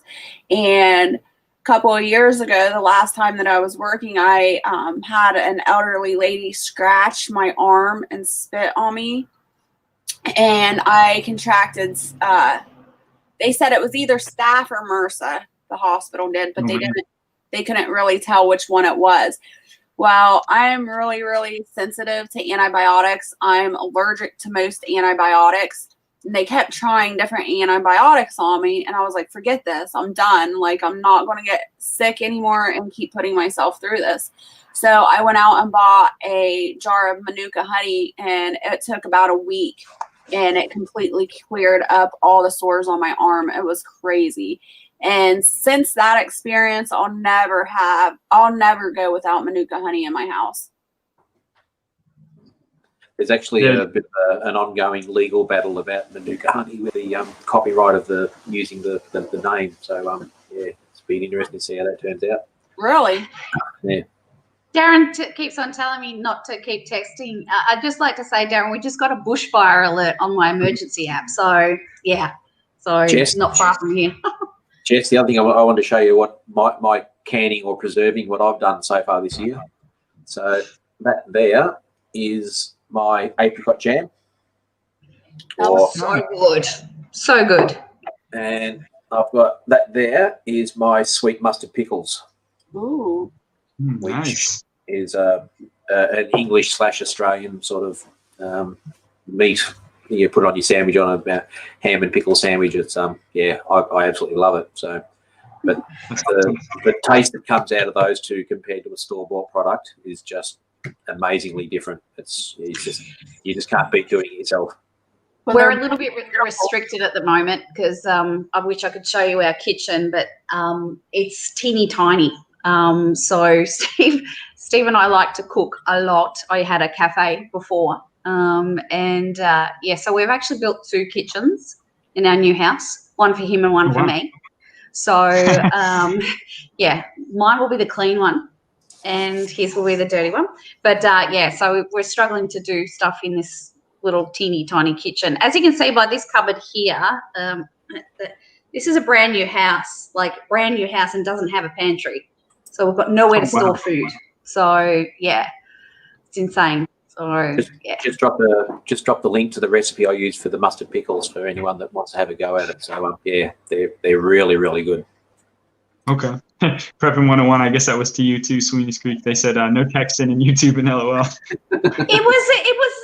We've got, after the bushfires where we lost nearly 1,000 people, we've got an emergency app on our phones and it tells you if there's a bushfire within a certain radius. And there is one. So I'm just checking it out. So, Well, another thing I just want to say, like a side note, is I appreciate everyone like leaving comments and questions on this. I know it's great. We're getting to know each other and getting to know everyone. I thank everyone for being here, and you guys got some great questions. I think it's going great so far. You guys are making me happy. I'm way less nervous than when I thought it was for doing like my first live stream. So I appreciate that. Oh, well, you've got the queen of the lives there with Jess, haven't you? Yeah, you got the pro right here. I don't know about that. I think we're all newbies except for you, Jess. So, you're the queen bee. I've only been doing lives for like a week. I've just been. You're getting asked to get interviewed everywhere. Everyone's like, here, come here, Jess. Well, I can't. It's awesome, though. we like it though. I'm glad it's going well, especially with your lives. If you've done really good so far, and I mean, she's helped me a lot. Just in the last like week or so, just getting me more accustomed to YouTube and stuff like that. So I appreciate her. You're welcome. Darren has just reminded me that I can't put a link in there because I'm not a mod, but I thought I was a mod before. So, but yeah, I might have. Yeah, the Bumblebee Foundation said, shame that there's only 12 watching, but still a great job. Well, I appreciate it. Yeah, not bad for the first one. Hey, a lot of people tell me that they usually get like 4 or 5 in their first live stream. So if I got double that right now, even if I had one person, hey, I'm okay with that. It makes me feel pretty good. There's a gentleman, Joseph, I think he's living in a studio apartment struggles with small spaces. We've actually got one of our guys that are in Shed Wars, and they live in inner city Melbourne. And they've got a container garden, and it's absolutely fantastic. So Joseph, I can't remember who they are, if you search Shed Wars 21, they show how to grow in their little small apartment as well. So good on you for doing it. So yeah, that's awesome. Thanks, Silhouette, and wow, Prepping 101, you're actually right about it. A lot of people I guess with this year and everything, a lot of new YouTubers are coming in, and a lot of people are, trying to get better at share their experiences, sharing their journeys. I think it's awesome. Like I said, I had 52 when I met Jess and everything, and now I think I'm up to like 130. 135. Oh, see? I think Stephen, we were about 60. So a week ago, so we're at 140 something. I don't know. I don't know, but it's just been fun finding people and getting to know people, and we've joined in a lot of lives. Stephen's on holidays at the moment. I'm not. I'm working. Shh, don't tell anyone. But in the middle, this is my lunch break. So he's been jumping on a lot of lives and bombing a whole heap, and so it's been good. Darren, stop messaging me. Okay. And Bumblebee Foundation Project said, yeah, it's brilliant for the first, second show. We'll spread word for the next live. I appreciate that, Bumblebee.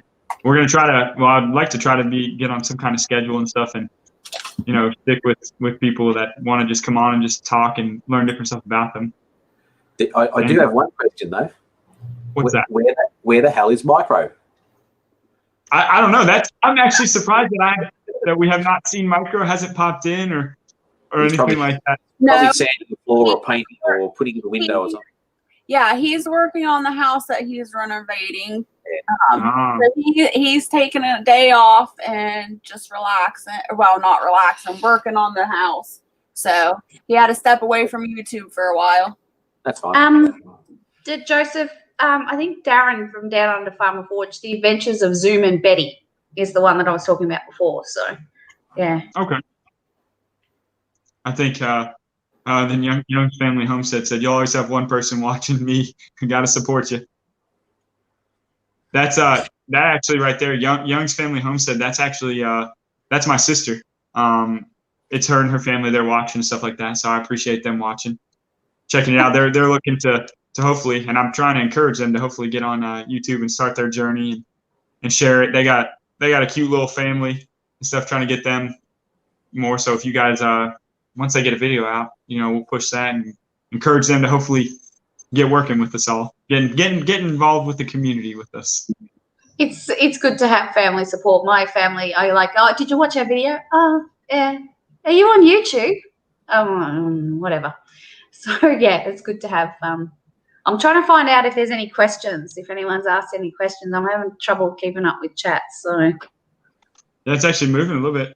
All right, Prepper 101, and I see you got a live in 10 minutes. Enjoy your stream. Maybe when we're done here, we'll check it out. But I appreciate you coming in and joining us. What I really appreciate, what I really like about it is, there's a whole heap of stuff that goes on around the world that's not very, very pleasant. But at the end of the day, we're all on this one planet together, and we're in this together.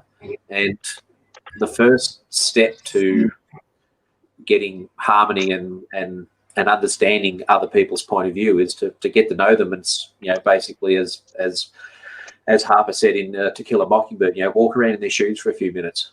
Have a look at it from their point of view. And the more that we can do that and learn about each other, then the better off we are for the entire world. So that's we're all going to have differences. Like, I mean, I live with Stephen and I have differences with him. So I don't expect to agree with 100% with everybody that I meet, but at least, people put out their opinions, and we watch a few lives and we go, yeah, not our cup of tea. But we'll sit there and listen to their opinions. And I think if you just have a little bit of tolerance when you're listening to people, and trolls just need to just.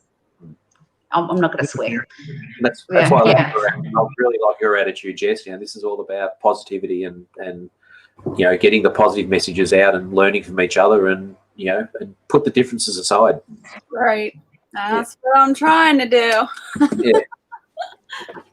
Yeah.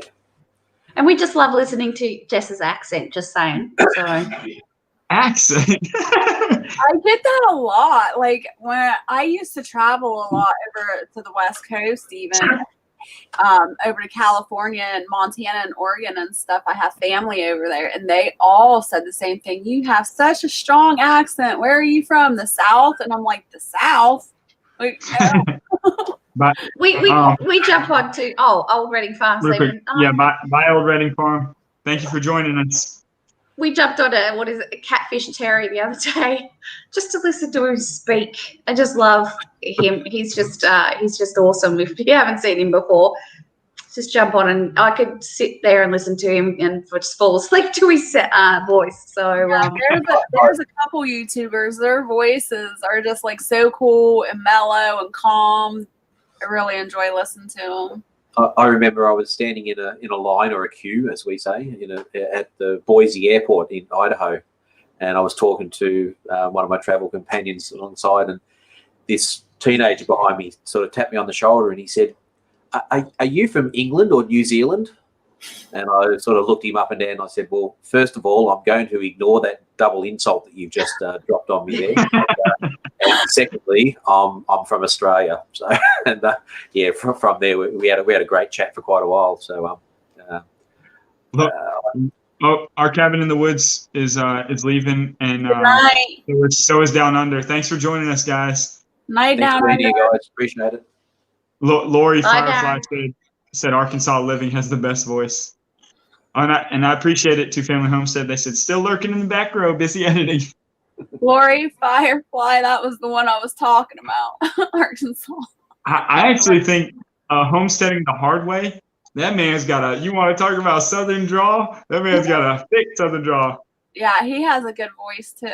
I like them. I love it. It's great. Soothing voices. He does. I think the best thing that's happened for Stephen and I is, I don't know why we did it, watching your election results and going, oh, so that's where, and actually getting to know where your states are, because like we've only got a few, and you've got what, 50. So yeah, just watching the election. Oh, so that's where Georgia is, and you know that's where Iowa, and yeah, it's been a real geography test. So yeah, I had a fairly good knowledge of the East Coast because, as people might know, I do tabletop wargaming, and the American Civil War is one of my genres of wargaming that I'm really fascinated by. So, you know, I had a lot of knowledge about Pennsylvania and into Virginia and down into Atlanta and, you know, those sort of places. So, but as far as the whole continent of America, yeah, it's been a good educational experience. Wow. Yeah. What do they call it? Lower 48. I know where Hawaii and Alaska are. They're easy. So the others, California, I know where that is, but yeah, I'm just like, where's Arizona? I don't know. So it's right beside California. And what is it with, like, I need to ask this because someone mentioned it before. Arkansas. It's Arkansas. Like, why is it Arkansas? I don't get it. When you get it, I can't say it, like, not gonna say it on here, but like when people say it, like if you like break it down, it's like, I guess a smart person would say, like it's it's Arkansas, and like, but on the end, but no, it's supposed, or some people say it's Arkansas. Yeah, Arkansas. Yeah. I reckon that's as loopy as a 2-bob watch. Oh, Jesus, Stephen. And I was in California, and we were traveling north, and they said, "Oh, you'll love Camarillo," and I'm like, "Oh, okay, Camarillo." Our doorbell's just rung. Doorbell. That'll be our lens. And hey, Camarillo. I put all the links of the people that are on the panel with Bomber Steve, Sweeney's Creek, and Keto Homestead with Jess. I put all those there. If you on the chat, if you see it, it's I can post the link again if you can't find it. But I put all their chats, or excuse me, their links up there to subscribe to them, and I appreciate it. Swarm said, I don't know where Arizona is, and I'm American. And hey, Joseph, I don't think I said hey to you before. But Joseph said, if you ever go to Kansas, don't reference Dorothy and the Wizard of Oz, please. That's good. Yeah, well, if you ever come to Australia, don't ask us to put a shrimp on the barbie because it just doesn't happen. That's a shrimp on the barbie. And then Vitra said, lurking and learning. I appreciate it, Vitra. It's a prawn. It's not a shrimp. It's a prawn. And we don't barbecue them. Paul Hogan's got a lot to answer for. And we don't have kangaroos jumping down the street. Just want to say that. So, yeah. You know what's funny? You said kangaroos. I actually have, when we had my son 4 years ago, I kind of came up with his own little song, and it has to do with a kangaroo, but it was his own little like lullaby song that he still sings now. So that was just a little tidbit. It's kind of funny. And don't be fooled by koalas. Koalas are not cuddly. Don't cuddle koalas. I want one of them koalas. Have you seen their claws? Homestead Overland. Howdy. Hey, I don't know if you guys. I actually. This is what's crazy. When you talk about meeting people in your states, got their lens. Homestead Overland is actually. He's within 45 minutes of me here in Virginia, and I did not know that. That he's just north of me. That's pretty cool. I'll just clip their claws. I'll file them down, and then you gotta have one koala at least. They look so loving. Mm-hmm. No. They mostly eat gum leaves and get high, so they're a little bit dopey most of the time. That's well, awesome then they should be happy. That's why as soon as they haven't had their they're vicious. Silhouette Park Farm has to go as well. See you, Nettie. Thank you. They're vicious even when they're high? Yeah, really? No. Yeah, Joseph is right. Yeah, they actually the gum leaves give them a bit of a, but They have to sleep for a sizable amount of the day because they don't get much nutrition out of the gum leaves, and it takes a long time for them to digest it. And there is a narcotic effect from that.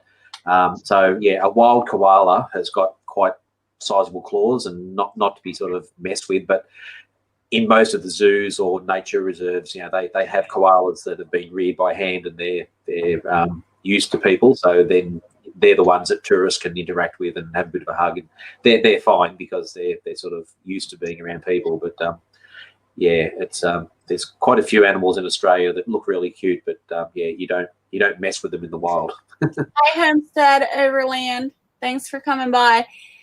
Yeah, it just looks like a dog paw. Yeah. I'm not messing with it. Hey, it's pretty neat though to learn all this stuff. I've learned a lot off this show. Look, they are sweet. They are really, really sweet. Yeah. And we lost when we had the bushfires 12 months ago, we lost what was it, Stephen? They thought about a billion native billion and a half. $1.5 billion native animals we lost in Australia last year for the fires. I was following that, and I was following the fires last year, and I just couldn't believe how many animals were just dying. There was this one lady, you could actually adopt a koala, adopting an elephant in Africa, and she got on social media, and she was quite angry that her koala didn't arrive. She adopted a koala and thought she was getting it. Man. No, that's not how it works, love. But a lot of people saved a lot of koalas, but she was a bit pissed off. So I'm sorry. Especially she was expecting it to come to her. Yeah. One of our other iconic animals, the platypus, is also just about to be put on the threatened species list, and that's just simply from habitat loss and effective herbicides and pesticides in rivers and lack of food. Have you ever seen a platypus? Yes. Not in real life. I've seen them in pictures. Weird. It's one of the weirdest animals here. It's like a duck and a. They're awesome. Yeah, it's like a duck and a beaver got together. So. I saw a couple of them swimming in a creek nearby to Bendigo a number of years ago, but they're quite rare around here. The Bendigo Creek that flowed through our city used to be have a strong platypus population, but then the 1850s saw the gold rush that came in that basically set up our town, and the area was stripped and the creeks were all changed in direction, and so there hasn't been a platypus native in Bendigo for over 100 years. Storm said a venomous duck beaver. Only the males are venomous. We have echidnas too, which are like your hedgehogs. So yeah. Okay.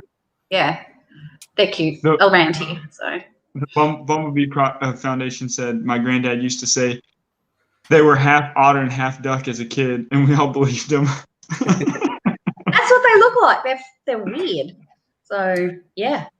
Some of the earliest botanists that came out to Australia sent samples of a platypus back to England, back in before the 1850s, and they were debunked as a myth. They thought they were just a stitched up fake animal. So yeah. Wow. Oh, hey Pedmar, thanks for joining. Good to see you. I'm actually learning quite a lot. Julianne mentioned about the kangaroos as well. Now, not jumping down the street. Where I work, the university backs onto a eucalypt forest, so we actually have a sizable herd of kangaroos that come down into the residential facility. So the kids will come out in the morning and open up their front door, and here's 20 kangaroos laying in the garden bed out the front. So depending where you are, you can actually get kangaroos in your backyard and jumping down the street. So, but, wow. Pedmar. Hey, and Stephen, you were talking about Stephen before and native animals, and when we get to the farm, we're actually setting up aviary because I'm going to rehabilitate eagles. So yeah, we've got a gentleman here who does it, but needs a little bit of help. So that'll be the project that I take on. And when I say eagles, I don't mean your little teeny tiny bald eagle, which is that's not an eagle. We get massive eagles here. So yeah, they're yeah. I'm not going to pick on Americans for thinking their bald eagle's big. Hey, Homestead Overland, thanks for coming by. Bald eagles. I appreciate it. Pause. Yeah, What's that? you guys, I'm going to have to hop off of here, but I really enjoyed being on here and talking to you all and getting to put a face to Bomber Steve and Mr. Julian. So I thank you so much. Thank you for having me on B-Hive, and I'll see you all later. Yes, ma'am. Thanks, Jess. I might have to go soon too, because you know people want money from me. So No, I'm getting messages. I'll stay on for a little bit. Hi, Pedma. Okay. Yeah, so that Julia has mentioned, we've got a guy in Bendigo that does wedge-tail eagle rehab. The wedge-tail eagle is a native eagle in the area. It's a magnificent bird that sometimes they get hit by cars and they come to grief. So he does a lot of rehab work. So I'm also registered with Reptiles Victoria. So I'm a volunteer for reptile recovery, and I'll be setting up some tanks there so I can hopefully rehabilitate reptiles. And we've got another friend who looks after injured turtles, and once we get a dam set up, we're quite happy for her to release rehabilitated turtles into our dam as well. So it's going to be a bit of a menagerie out there. Doing this all in our spare time, Stephen. Yeah, that's right. We've got a lot of that. Yeah. Well, no, honestly, it's good to, like, that's pretty awesome actually, to like, I guess it's very inspiring even to me. Like, you know, they do have some stuff around here, like different things we can get into and stuff. But like, I mean, you guys, from even what I've learned, just even on this live, like you guys have so much going on, even with like so much trying to better, like, I guess the world, and even around where you live and stuff like that. And I appreciate that. That is awesome.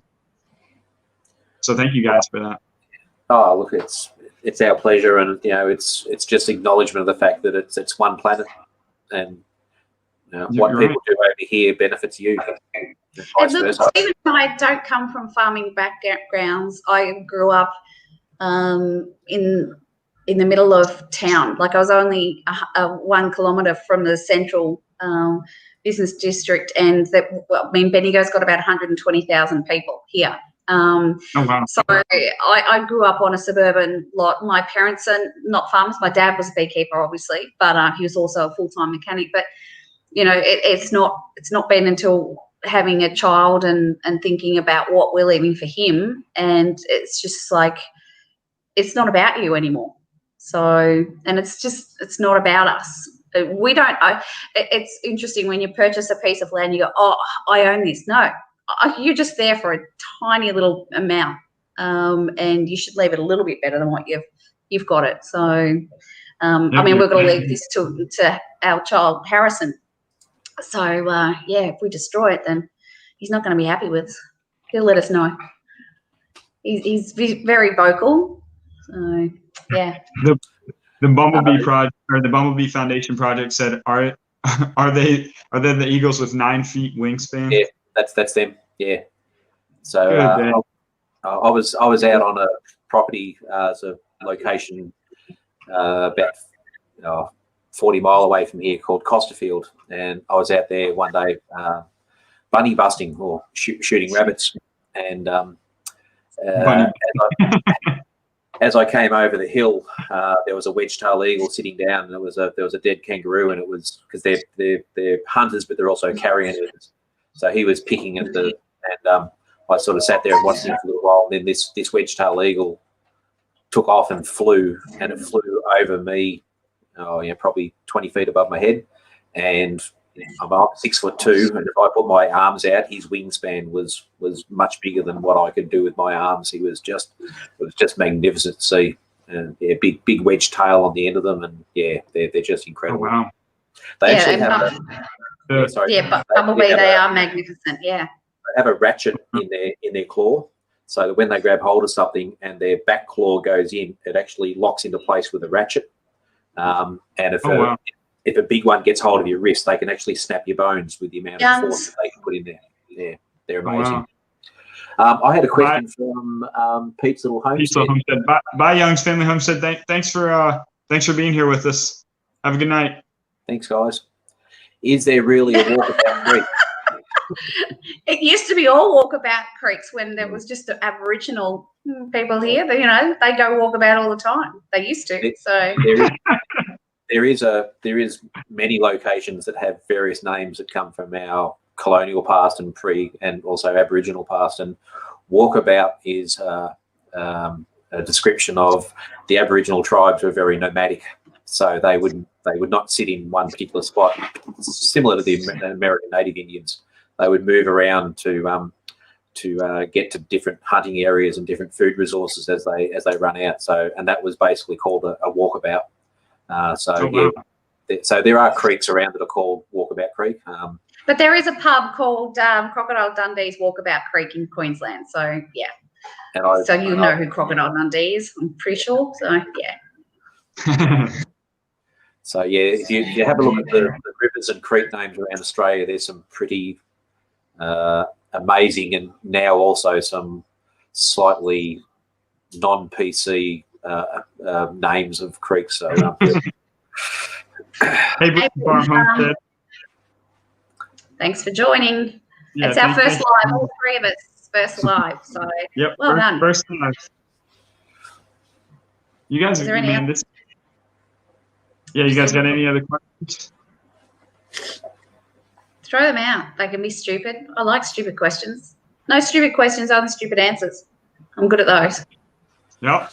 I think that's my specialty. Stupid answers. Yep. Yeah. Would anyone like? It's very good. You guys have actually taught like even me and a lot of people. Thanks, Britain Farm. Would anyone like to see the equipment I use for the snake catching? Yeah, sure. Yeah. All right, hang on a minute. I'm positive. I'm not going to be catching those snakes with that. Woo.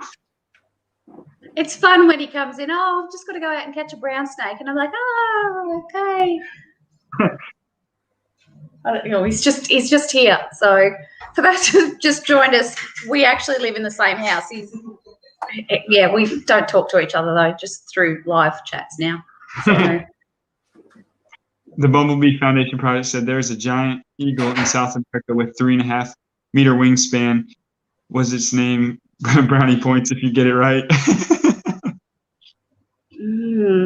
A South American eagle? I don't know. Or is it a brown eagle? Brownie points. Cryptic question. Hello. Catfish Terry FTW. Catfish Terry for the win. Ah, right. Okay. Oh, Jesus.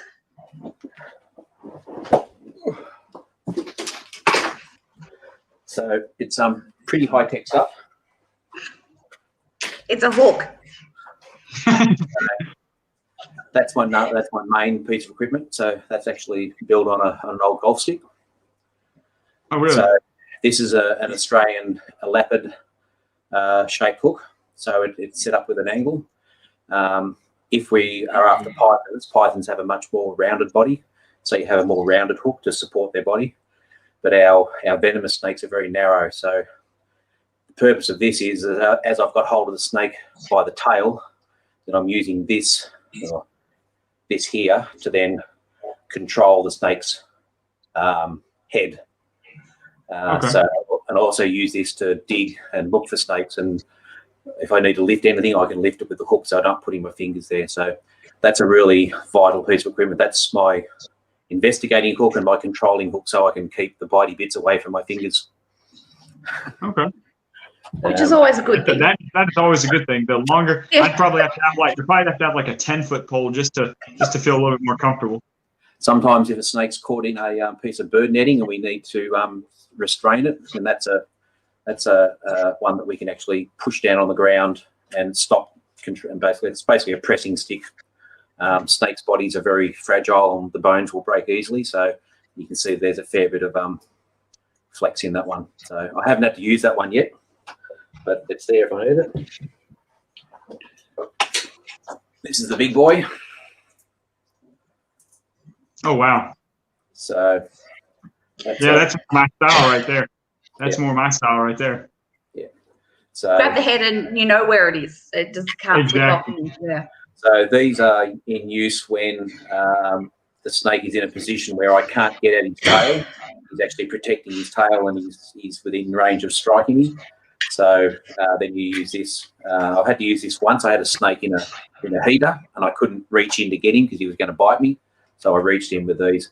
The problem with these are if you get the snake in the wrong spot, if I grab it there and the snake with the bitey bit is longer than this stick, then he's going to spin around and grab me on the hand. So so Britain Farm just said I'm a firm believer in duct tape. You notice that it's either duct tape, hay band, or what was the other thing MacGyver had?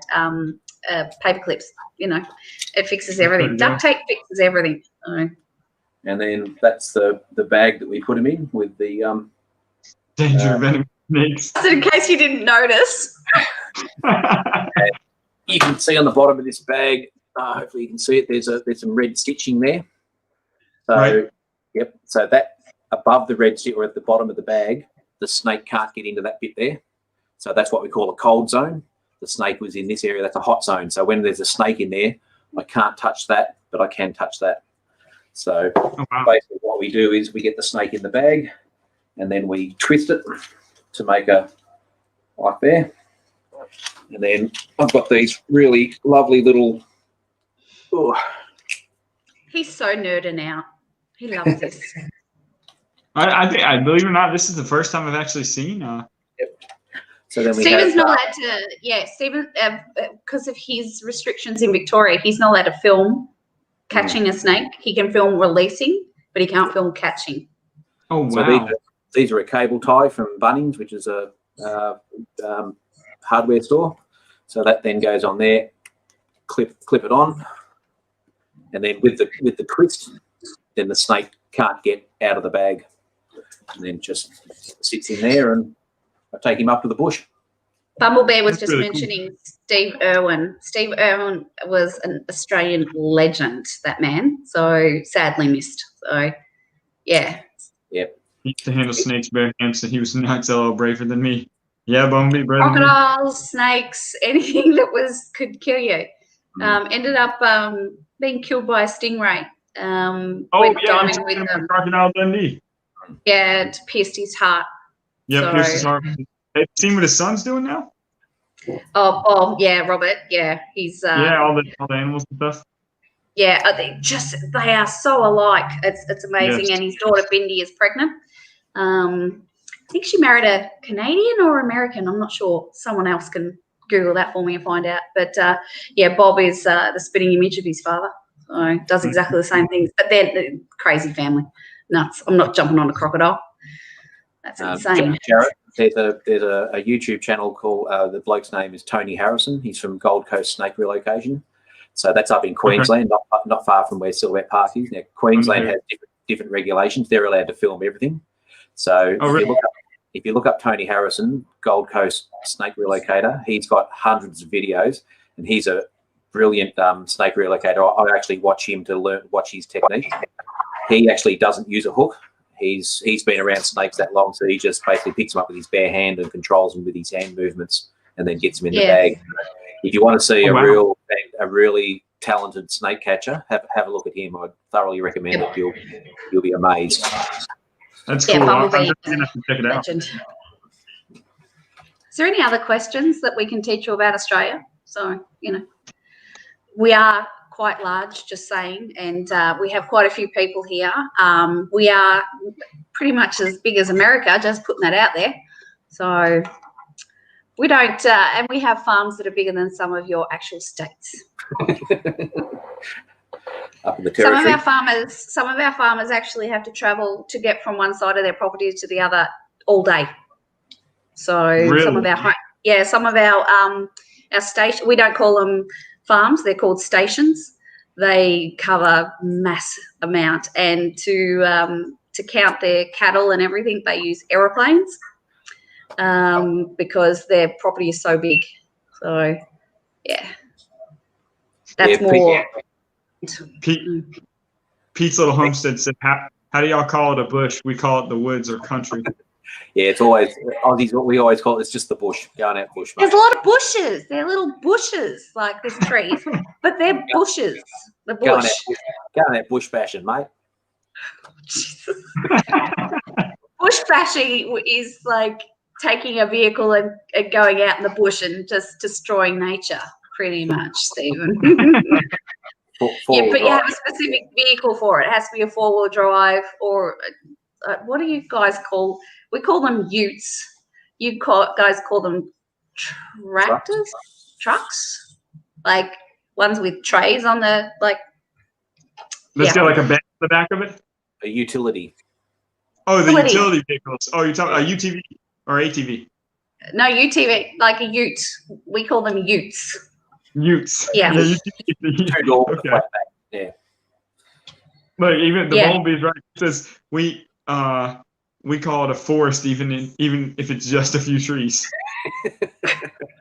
You can't say the forest for the trees. Yeah, 2-family homestead. We mentioned that just before about Steve. But what other words do we? That was so crazy. As wild as he lived, 2-family homestead. It's crazy to believe that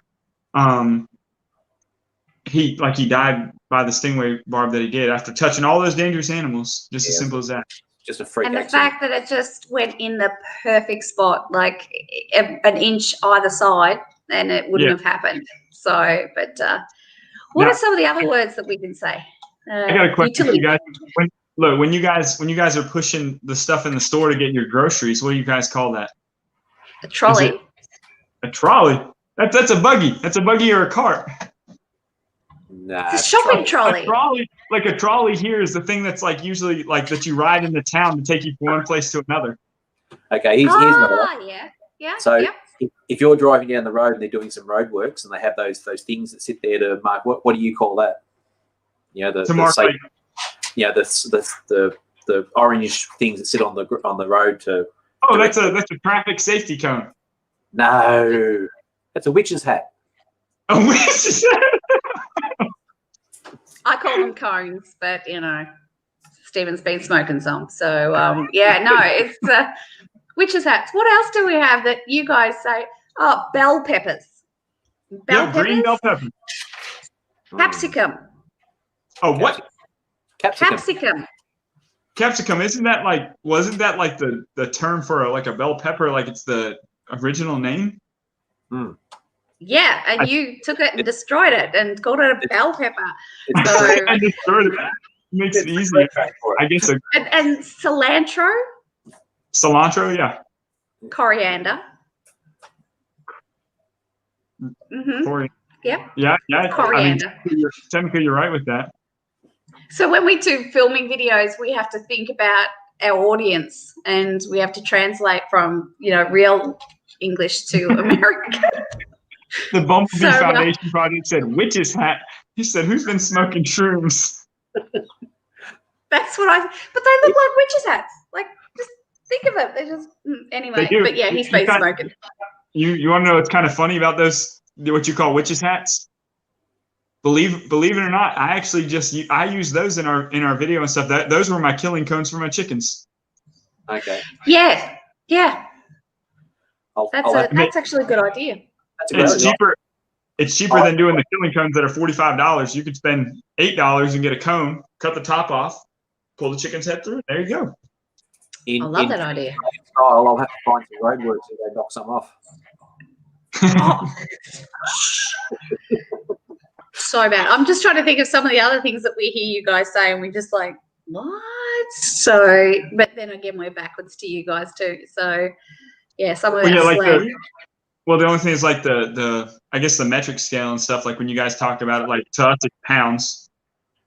When are you guys going metric? Yeah, seriously, what is 1/8 of an inch and a 2/16 of an? Oh my God, I'm just like, everything else is in decimal. Just come and join the wild side. So I just, But I'm looking at witches hat. You have brumbies. We have horses. Yes, we have horses, but the wild horses are called brumbies. Yeah, so Brumbies. Pete, the brumbies are the wild feral horses running through the high country, doing massive environmental damage. So they're a big issue. We have more wild camels in the world than anyone here as well. Camels. Mm-hmm. Traffic cone shortage in Australia. The whole Yeah, wasn't us. We didn't do it. So. Well, I had a mate who was also a teacher. He used to teach at a secondary school down in Melbourne, and he was setting up for the school sports carnival the following day, and he didn't have enough witches hats, and he had this kid in his class who was a real tearaway. He used to get into trouble all the time, and when he turned up the next day to finish setting up, this kid was there waiting with him with 100 witches hats, and he'd gone down to the local highway with a couple of supermarket trolleys and loaded up all the local council's witches hats and knocked them off from the roadworks and brought them up to the school for him to use. Oh my gosh. Supermarket carts. Don't use trolleys. Yeah. Yep. So he just ignored the label on the side of the witches hats and used them for the day, and then he told them to take them back to the roadworks. That's funny. That kid actually went on to play AFL rules football for in the national competition. He was a really good footballer. Really? You know, the AFL, the ones where we don't wear all that protection because real men play it, and I can't say that because we've got a Dolphins fan here. Just this one here. He's a Dolphins fan? Yeah, I know. Don't start on that Patriot rubbish. Hey, yeah, I'm a Patriots fan here. Patriots fan all the way. Yeah, I'm just trying to forget that. Oh, that's right. Yeah, don't. It's like politics. We won't talk about that at the moment. So sorry for what you guys are going through at the moment. I've got to get the TV on behind me watching it, and we won't mention it because not everyone agrees with politics as a bit of a taboo subject. We don't talk about it. My opinion is, you know what's better than a Patriots loss? You said what? Do you know what's better than the Patriots losing? What's that? Absolutely nothing. I was going to say, what's funny is like the Bills are the first team now in 17 years to get our division. 10 wins we got, and we still didn't make it in. Like the Browns and the Colts and the Ravens, you can all just go to hell. Like, seriously, just why don't you do the right thing for us? I'm going to adopt Pete. When you're throwing a stone, it's called chucking it. Yep. Chucking it. Stone. Yeah, we chuck things. Yep. We don't throw it. We chuck it. Hang on, Pete. Do you know what Australians call a stone, though? We don't chuck a stone. What do you chuck? No, we'll see if he knows it. Depends. It's a little bit regional, but it's fairly. Bumblebee. Imagine being pulled over. Where'd you get all those hats from? Yeah. Is it a rock or is it a pebble? No, it's a yoni. We chuck a yoni. See, Stephen, I'm going to disagree with you there. I've never heard of that. Really? Yeah, no. And like we live in the same house. Yeah, no. It is an old. Pete said rock. It's a rock. Yeah, I'm with Pete. I'm with Pete there. It's a rock. It's a rock.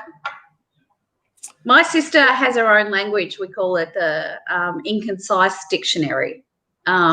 She just comes up with random things like, you're going to chuck a chewy and chuck a chewy. Yes. And I'm like, what is a chuck a chewy? And it's to do a U-turn. So we call that banging a Yui. Yeah, chuck a chewy. So banging a Yui, chucking a chewy. Chucking a chewy. So doing a U-turn. So you throw a U-turn, chuck a chewy. So there you go. There's the language. Yeah, we just think of it considered like when you imagine it like you're going and you got to like gun it to make a U-turn to beat traffic and stuff. So you're banging a Yui. Yep, chucking a chewy. So it's very similar. What does she call emus? or emus. Oh, an emu. An emu. Emu is a No, glunk glunk. emu. Emu. Emu Like is a glunk glunk. She calls them glunk glunks. Glung glunks. Glunk glunks. That's the noise they make. That's the sound they make when they're walking along. Glunk, glunk, glunk. Pete said, I'm in Kentucky, so I have a bit of a lazy accent. And of course, there is also the expression of when we're busy, and that always throws Americans. So if we're really busy, someone would say, "Oh, I'm flat out like a lizard drinking." And it's amazing when we hear Americans talk, like the difference in like the states and their accents and everything like that. In Australia, it's not as noticeable. Like if I was speaking to someone from Queensland, there'd be one or two things that they could say that I'd go, "Oh, you're from Queensland," but it's not like, "Oh, you're from the southern states," or "You're from the." It's just amazing the difference in your accents regionally compared to Australia. We just all speak English. There are like a lot of people that are from the north that like they exaggerate. I was actually born in the north and then moved down to the south, but it's like certain things that they say and stuff have like different slang, like the A's. People in the north roll their A's, so like in the south say like "go get in the car," but like people in the north will say "go get in the car." Yeah. How do you say creek? Like Sweeney's Creek? Yeah, Sweeney's Creek. Why do people say creek? I don't. That's a southern thing. That is a big southern thing. People will say, "Look at that crick over there." I'm like, "Are you talking like a cricket?" No, but they say, "Go look at that crick," but I call it a creek. I was going to say, Jared, sorry, Stephen. Do they have a crack in the floor, or is it a creek in the floor? That's what we laugh. We watch Cole the Corn Star. I think he's in Iowa, and he's like, "Oh, there's a creek down there," and I'm like, "What?" Yeah, Jared, you talk like a Yankee rather than a Southerner. Like a Yankee, that's what I get a lot. I get a lot that people say I haven't. I actually, what's crazy is I lived in Massachusetts, which is right beside, like up north. I lived there until 2000. I moved down to Virginia and been in. Besides when I went like into the military and stuff, I've been in Virginia my whole life with that, and I still get that a lot. That people tell me that I talk like a Yankee rather than a Southern country boy. I think I had someone tell me they were from Boston the other day, and I'm like, Boston. Yeah. Now see, I say it's Boston, like Boston. People say, "Oh, I'm from Boston." It's like Boston. It's like, from where? Yeah. I'm looking. Laurie, it says, is it New York? New York accent here. Yeah. It's just amazing. You can even get a dial even down to like New Jersey. So someone from New Jersey will talk to someone totally different to someone that far away. So that New Jersey slang or culture, you could call it, it's completely different. But then the UK has a similar thing. You get someone from Cornwall compared to someone in London to someone up near the Welsh coast or up near Scotland, and they have a lot of different accents and dialect, almost dialects. Whereas, and I mean, the people think that New Zealand and Australia speak the same. They're not. They don't speak. Theirs is a mix of.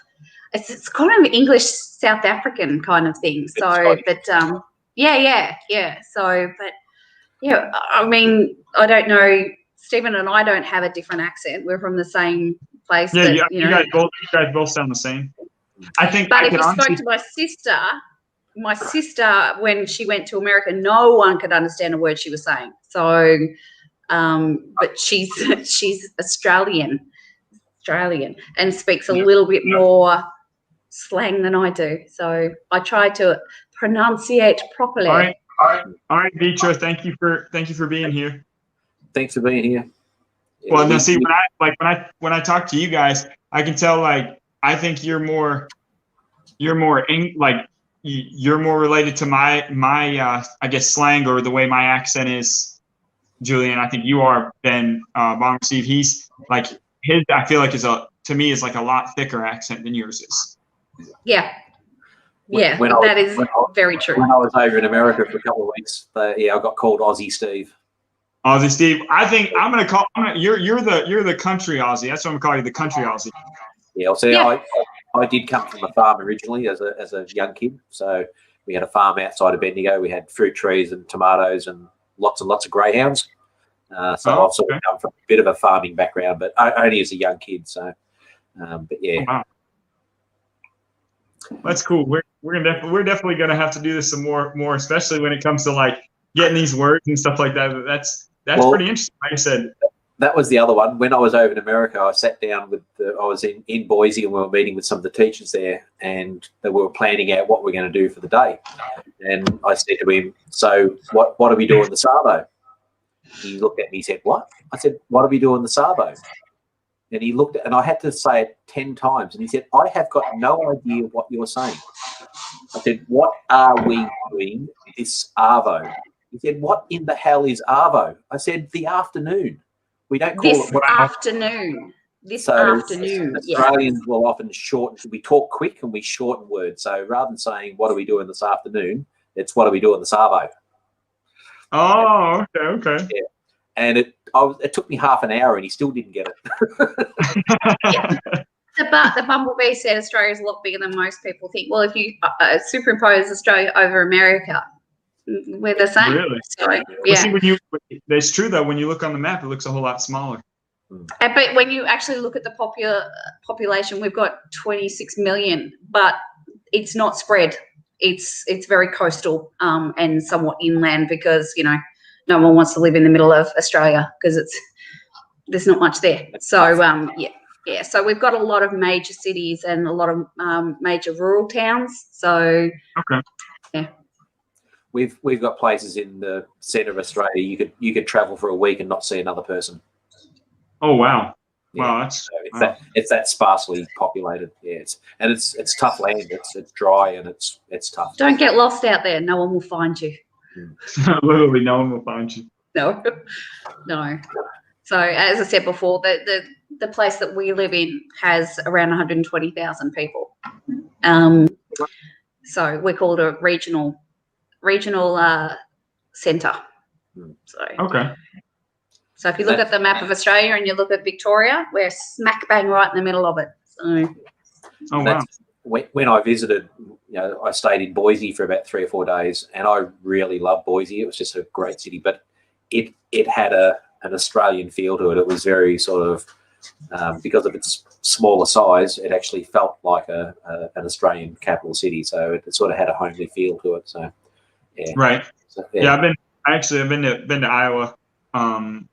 When I was in the military, I was up in North Dakota, and I had a friend that lived in Iowa, so I used to see. Yeah, I've been to Iowa. Ooh, sorry, my phone's just going off. Sorry. No, that's Sorry, can you guys believe it's almost been 2.5 hours and we've been on live? Well, people do say I talk a lot, so I think it's my job. I think it goes to show for all of us. I mean, it's cool. Like I said, just being able to actually like put the name and faces together and everything with that. Darren from Down Under, I said, "Oh, we're going on in 20 minutes. I'm so nervous," and I said, "I'm not normally shy, but I'm quite nervous about this whole thing." And he's like, "No, you'll be fine." And I'm like, "If I can talk for half an hour, I think I'll be doing okay." So nearly 2.5 hours later, it's insane. So yeah, and it seems like it doesn't even like it's not even like hard. You just it just flows if we have questions and different people and sharing different things. It's been fun.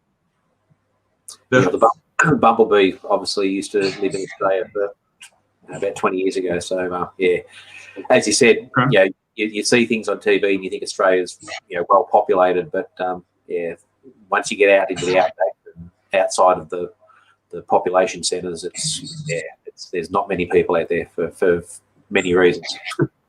Wow. Yeah, to call it inhospitable is an understatement. So yeah, that's really going bush. Yeah.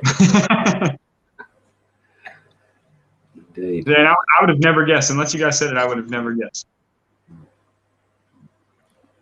But well, America tend to live in a little bubble. So there's a fly here. It's just they're but we love Americans. Like it's great. I've got quite a few American friends that I've had for quite some time, but yeah, just getting to speak to people and the community and the homesteaders and even the preppers and that sort of thing. We don't consider ourselves preppers at all. But we're homesteaders. So, but I don't know. I don't know what the class is prepping anymore. I don't know. Hey, good evening, Hot Wings. He said, hey, Hot Wings. The Aussie family. Well, one of us is not Australian, but we've adopted him, so Yeah. I told Micro that we've adopted him, but I think we'll have to adopt all three. So B-Hive and yes as well. So we'll organise some dual passports for you. Oh yeah, that'd be awesome. I told my wife, I said, regardless of even with the snakes and stuff, I said that's still one place I still want to visit is just to be able to go to Australia once in my life. Well, you're more than welcome if we let you into the country at the moment. Yeah. Is your guys' lockdown really strict? We're not allowed to even go into New South Wales, the other state above us. So, oh, wow. Yeah, the borders, every state border is basically shut at the moment. And I mean, we're not going to talk too much about it, but we've only got like 3 cases. So, yeah. But we locked down and we basically got rid of it. Victoria had no cases for 61 days. So, so we did really well. And then someone, I'm sorry to do this to you, but someone from America come over on a plane and broke quarantine. Oh, of course. Yeah, so flight crew. We've got a few cases. Yeah, yep. Flight crew broke quarantine, and Sydney's got a bit of a rough time at the moment, but yeah, we just locked down the borders, and I haven't.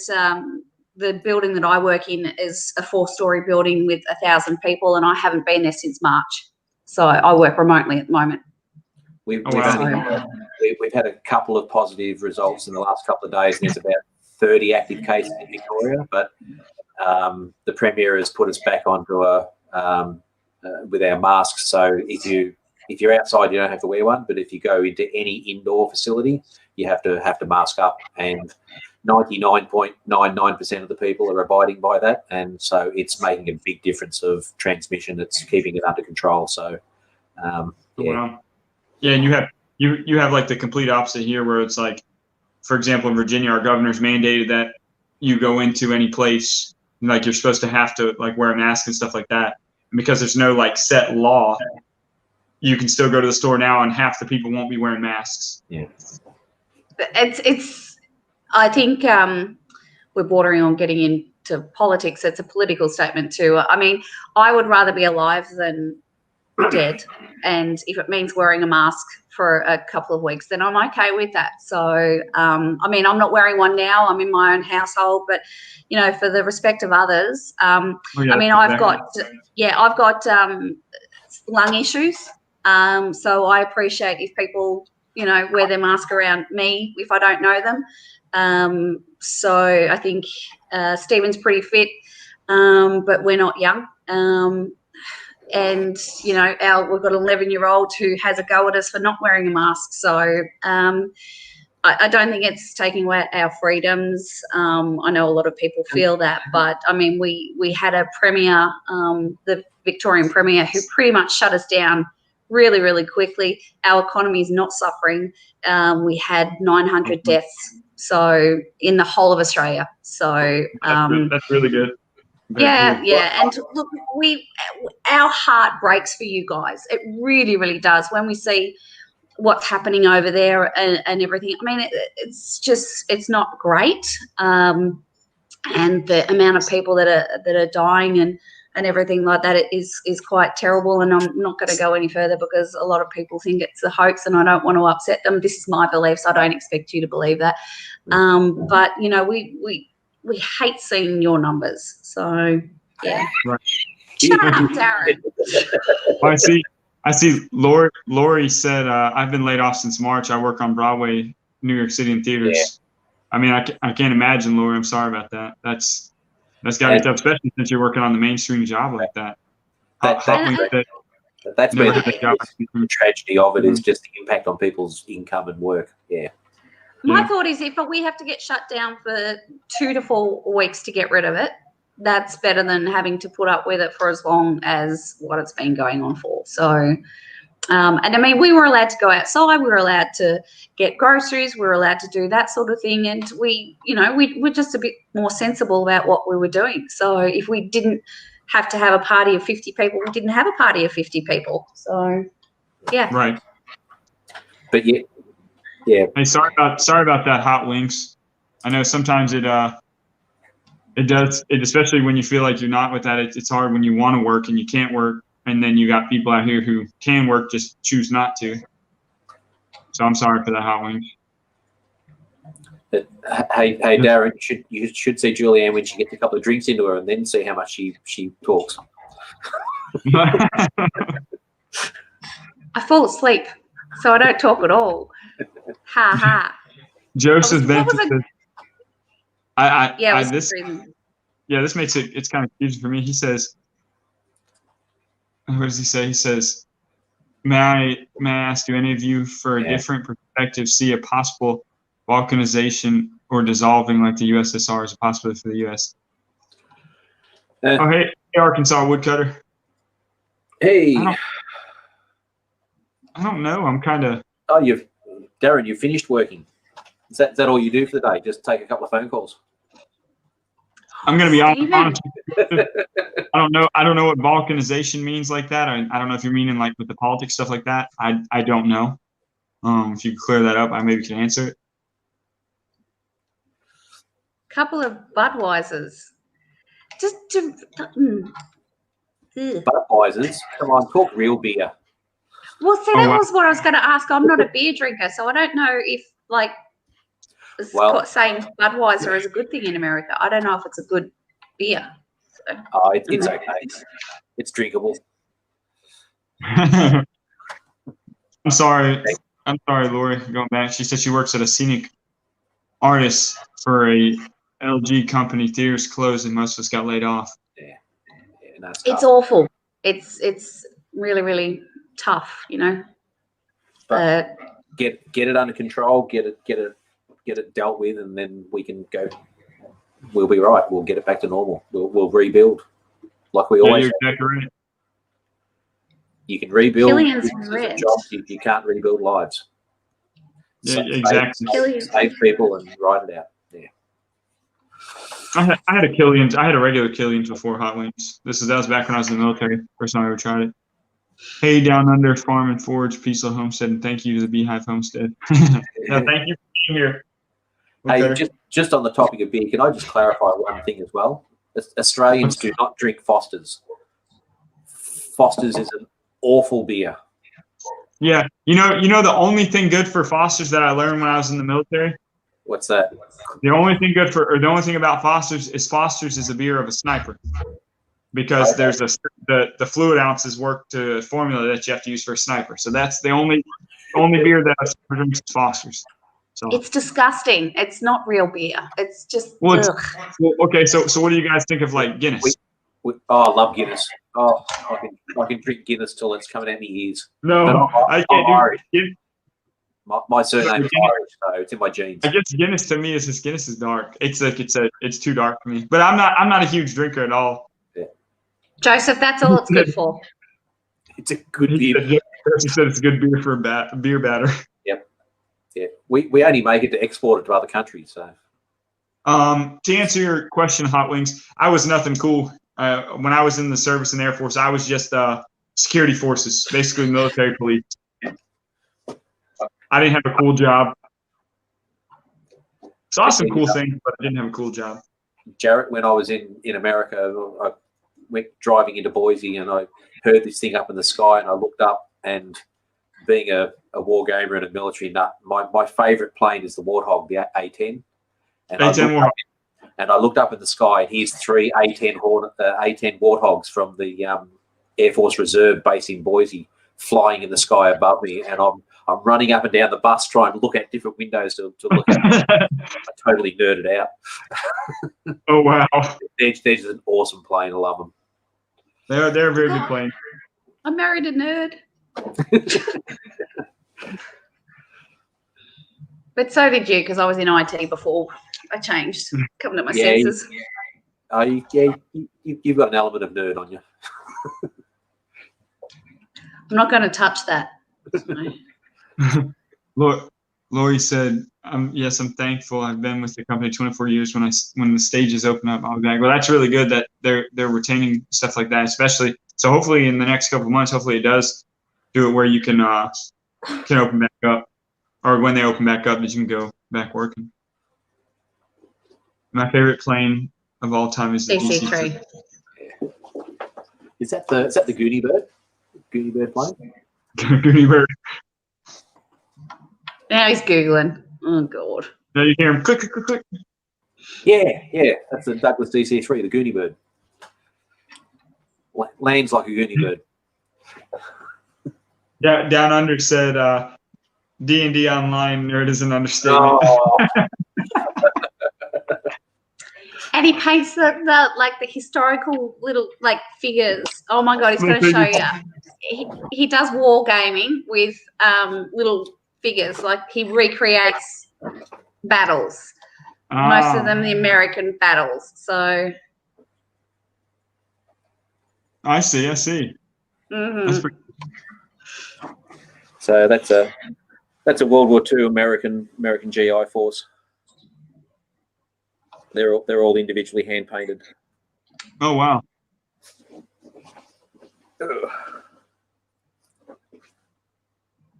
Oh wow, those are so small. Oh, they're big. They're 28 mil. I go down to 15 mil in some things. Shoo! Wait, we already done.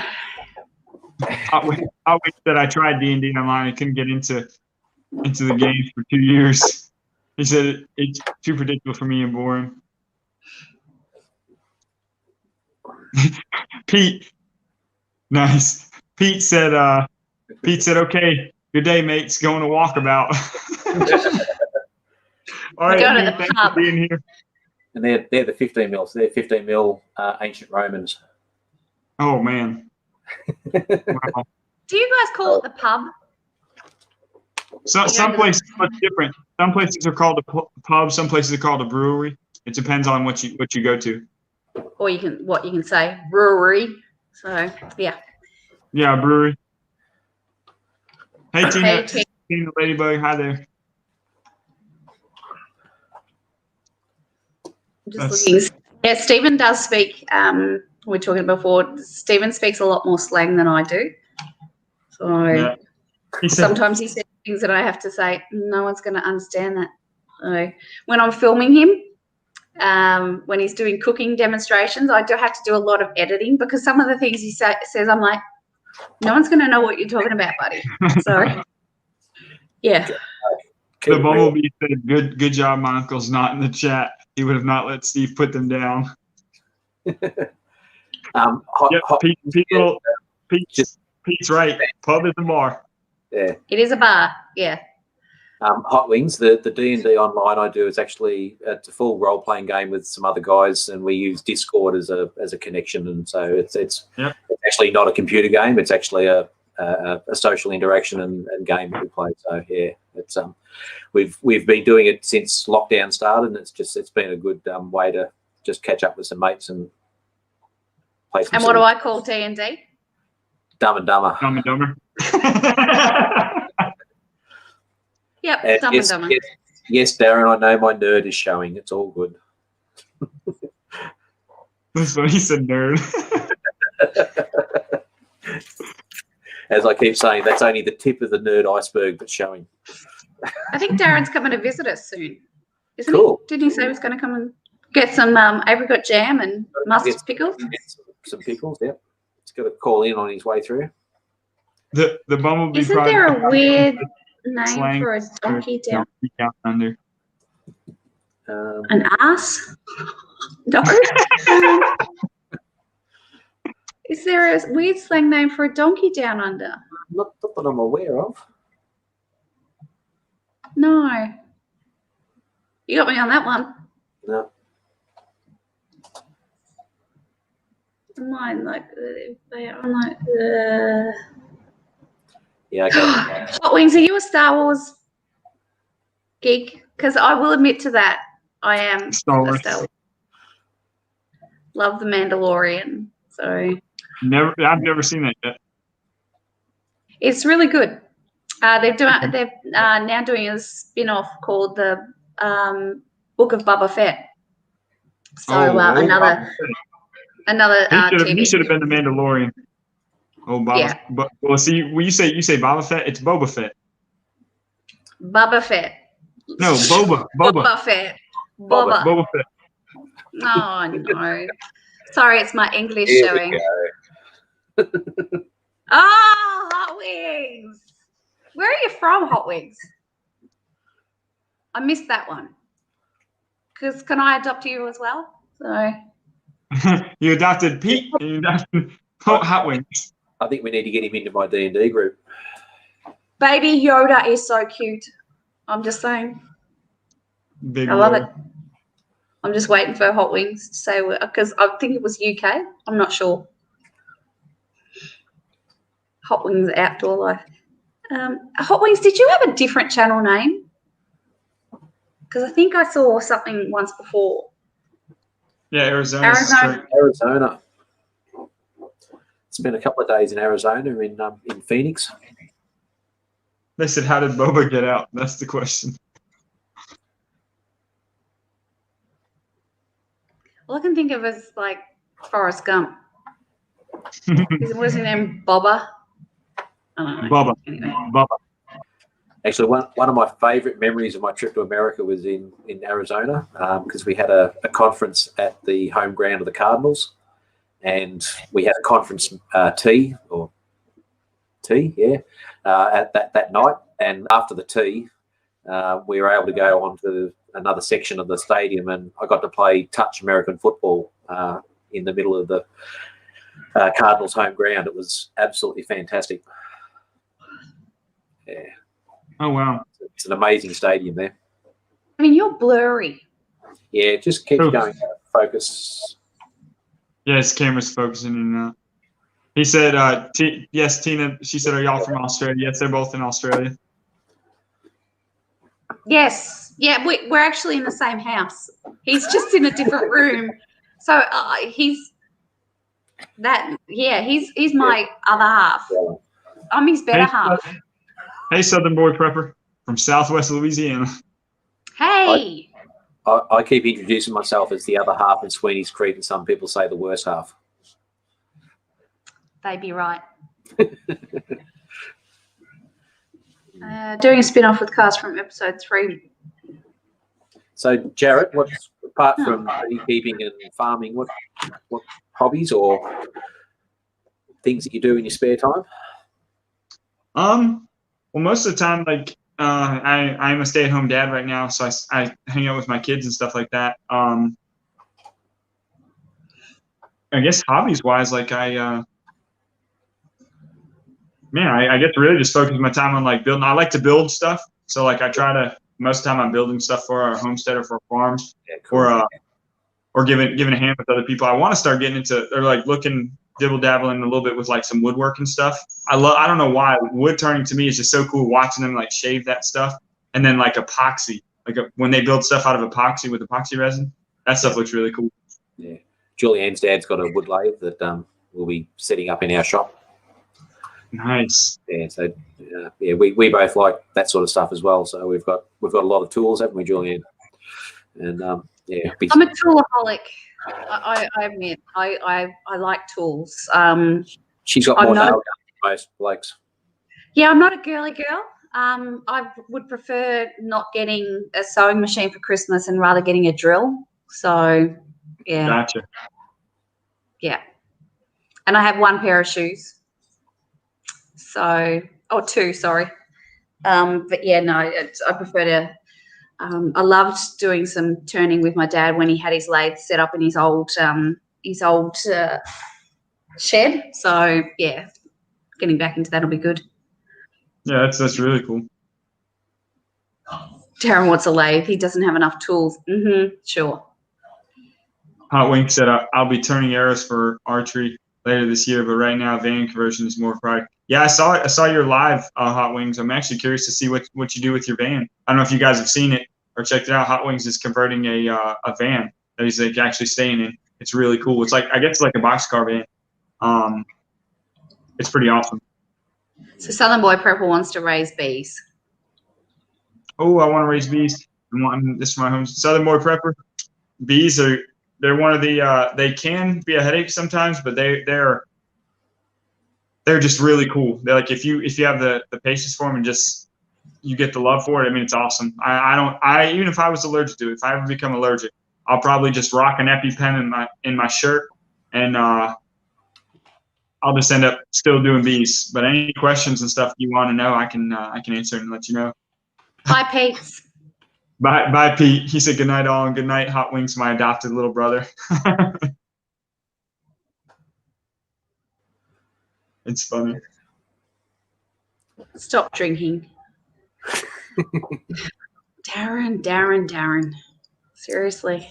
Well, I've got someone on the other side of this screen who's hungry, so I'm going to have to go get Harrison something to eat. Yeah. Yeah, It is 3 o'clock in the afternoon, and none of us have eaten lunch. So. Okay. Yeah. Southern Boy Prepper said, I have 10 acres, so how far should I have them from my home? Well, it depends. You can have them as close as you want or as far away from you want. It's wherever, I guess it's honestly, it's wherever you want them located at.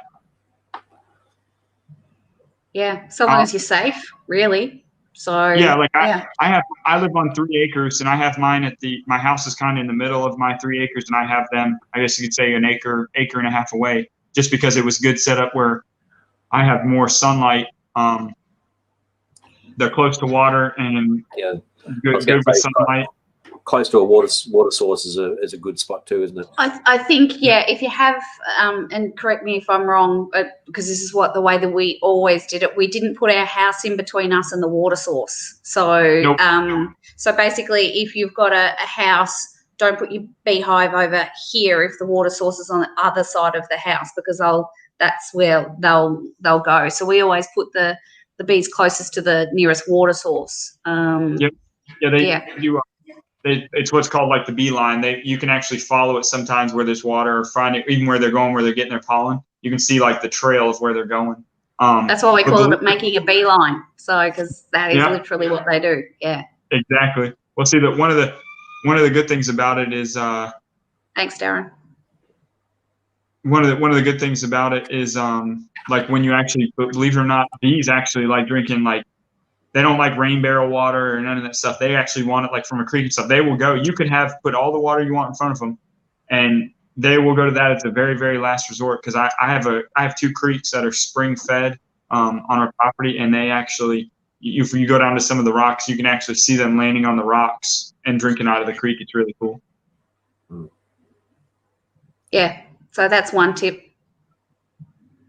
And we're putting ours closer to the creek than where all the trees are and where the blossom is and everything. So as I said, because I'm allergic, so I have to make sure that where I'm going, if I have to go feed our chickens or the cows or something like that, we need to make sure.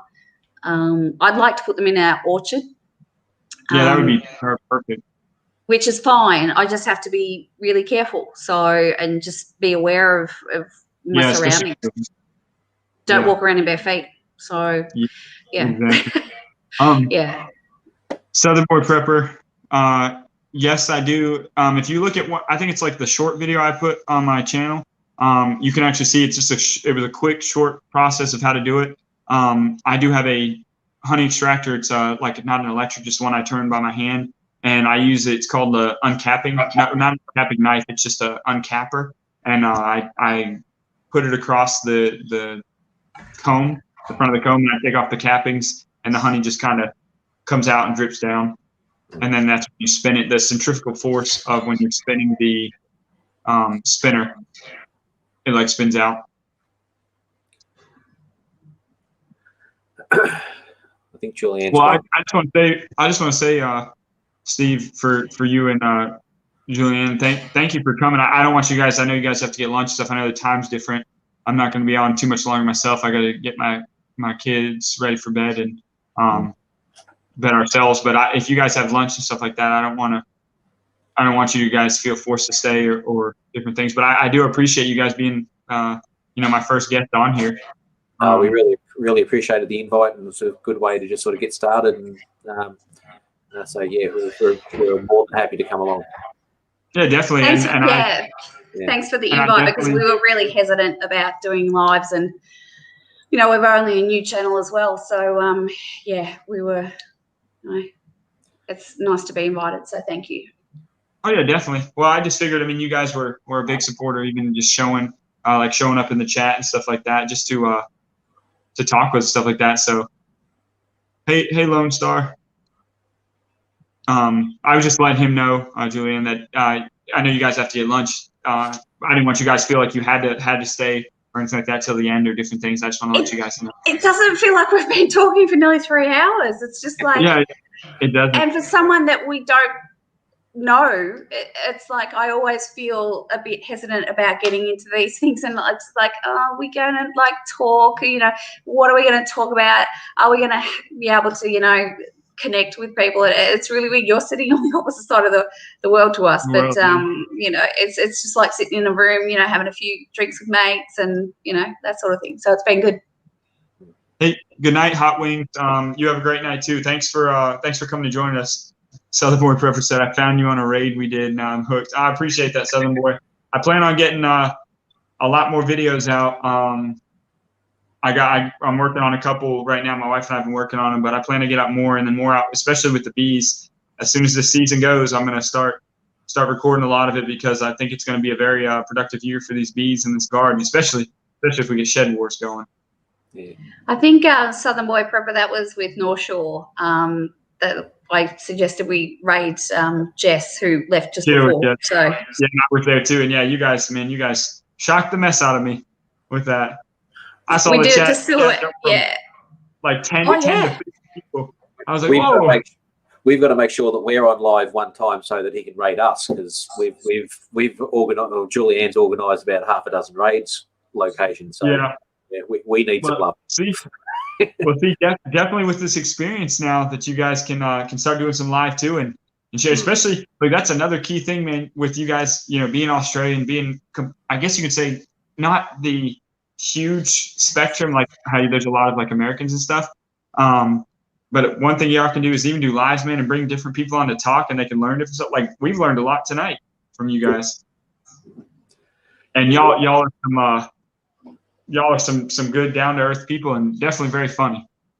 Well, our channel videos will explode from say March, April next year, when we actually move onto the property, and then we'll have a lot more to film and talk about and do. So we're sort of just motoring along a little bit and trying to get a video or two up each week. But once we actually get out there and get some daily life and activities and building and that sort of stuff, it's going to be a lot better.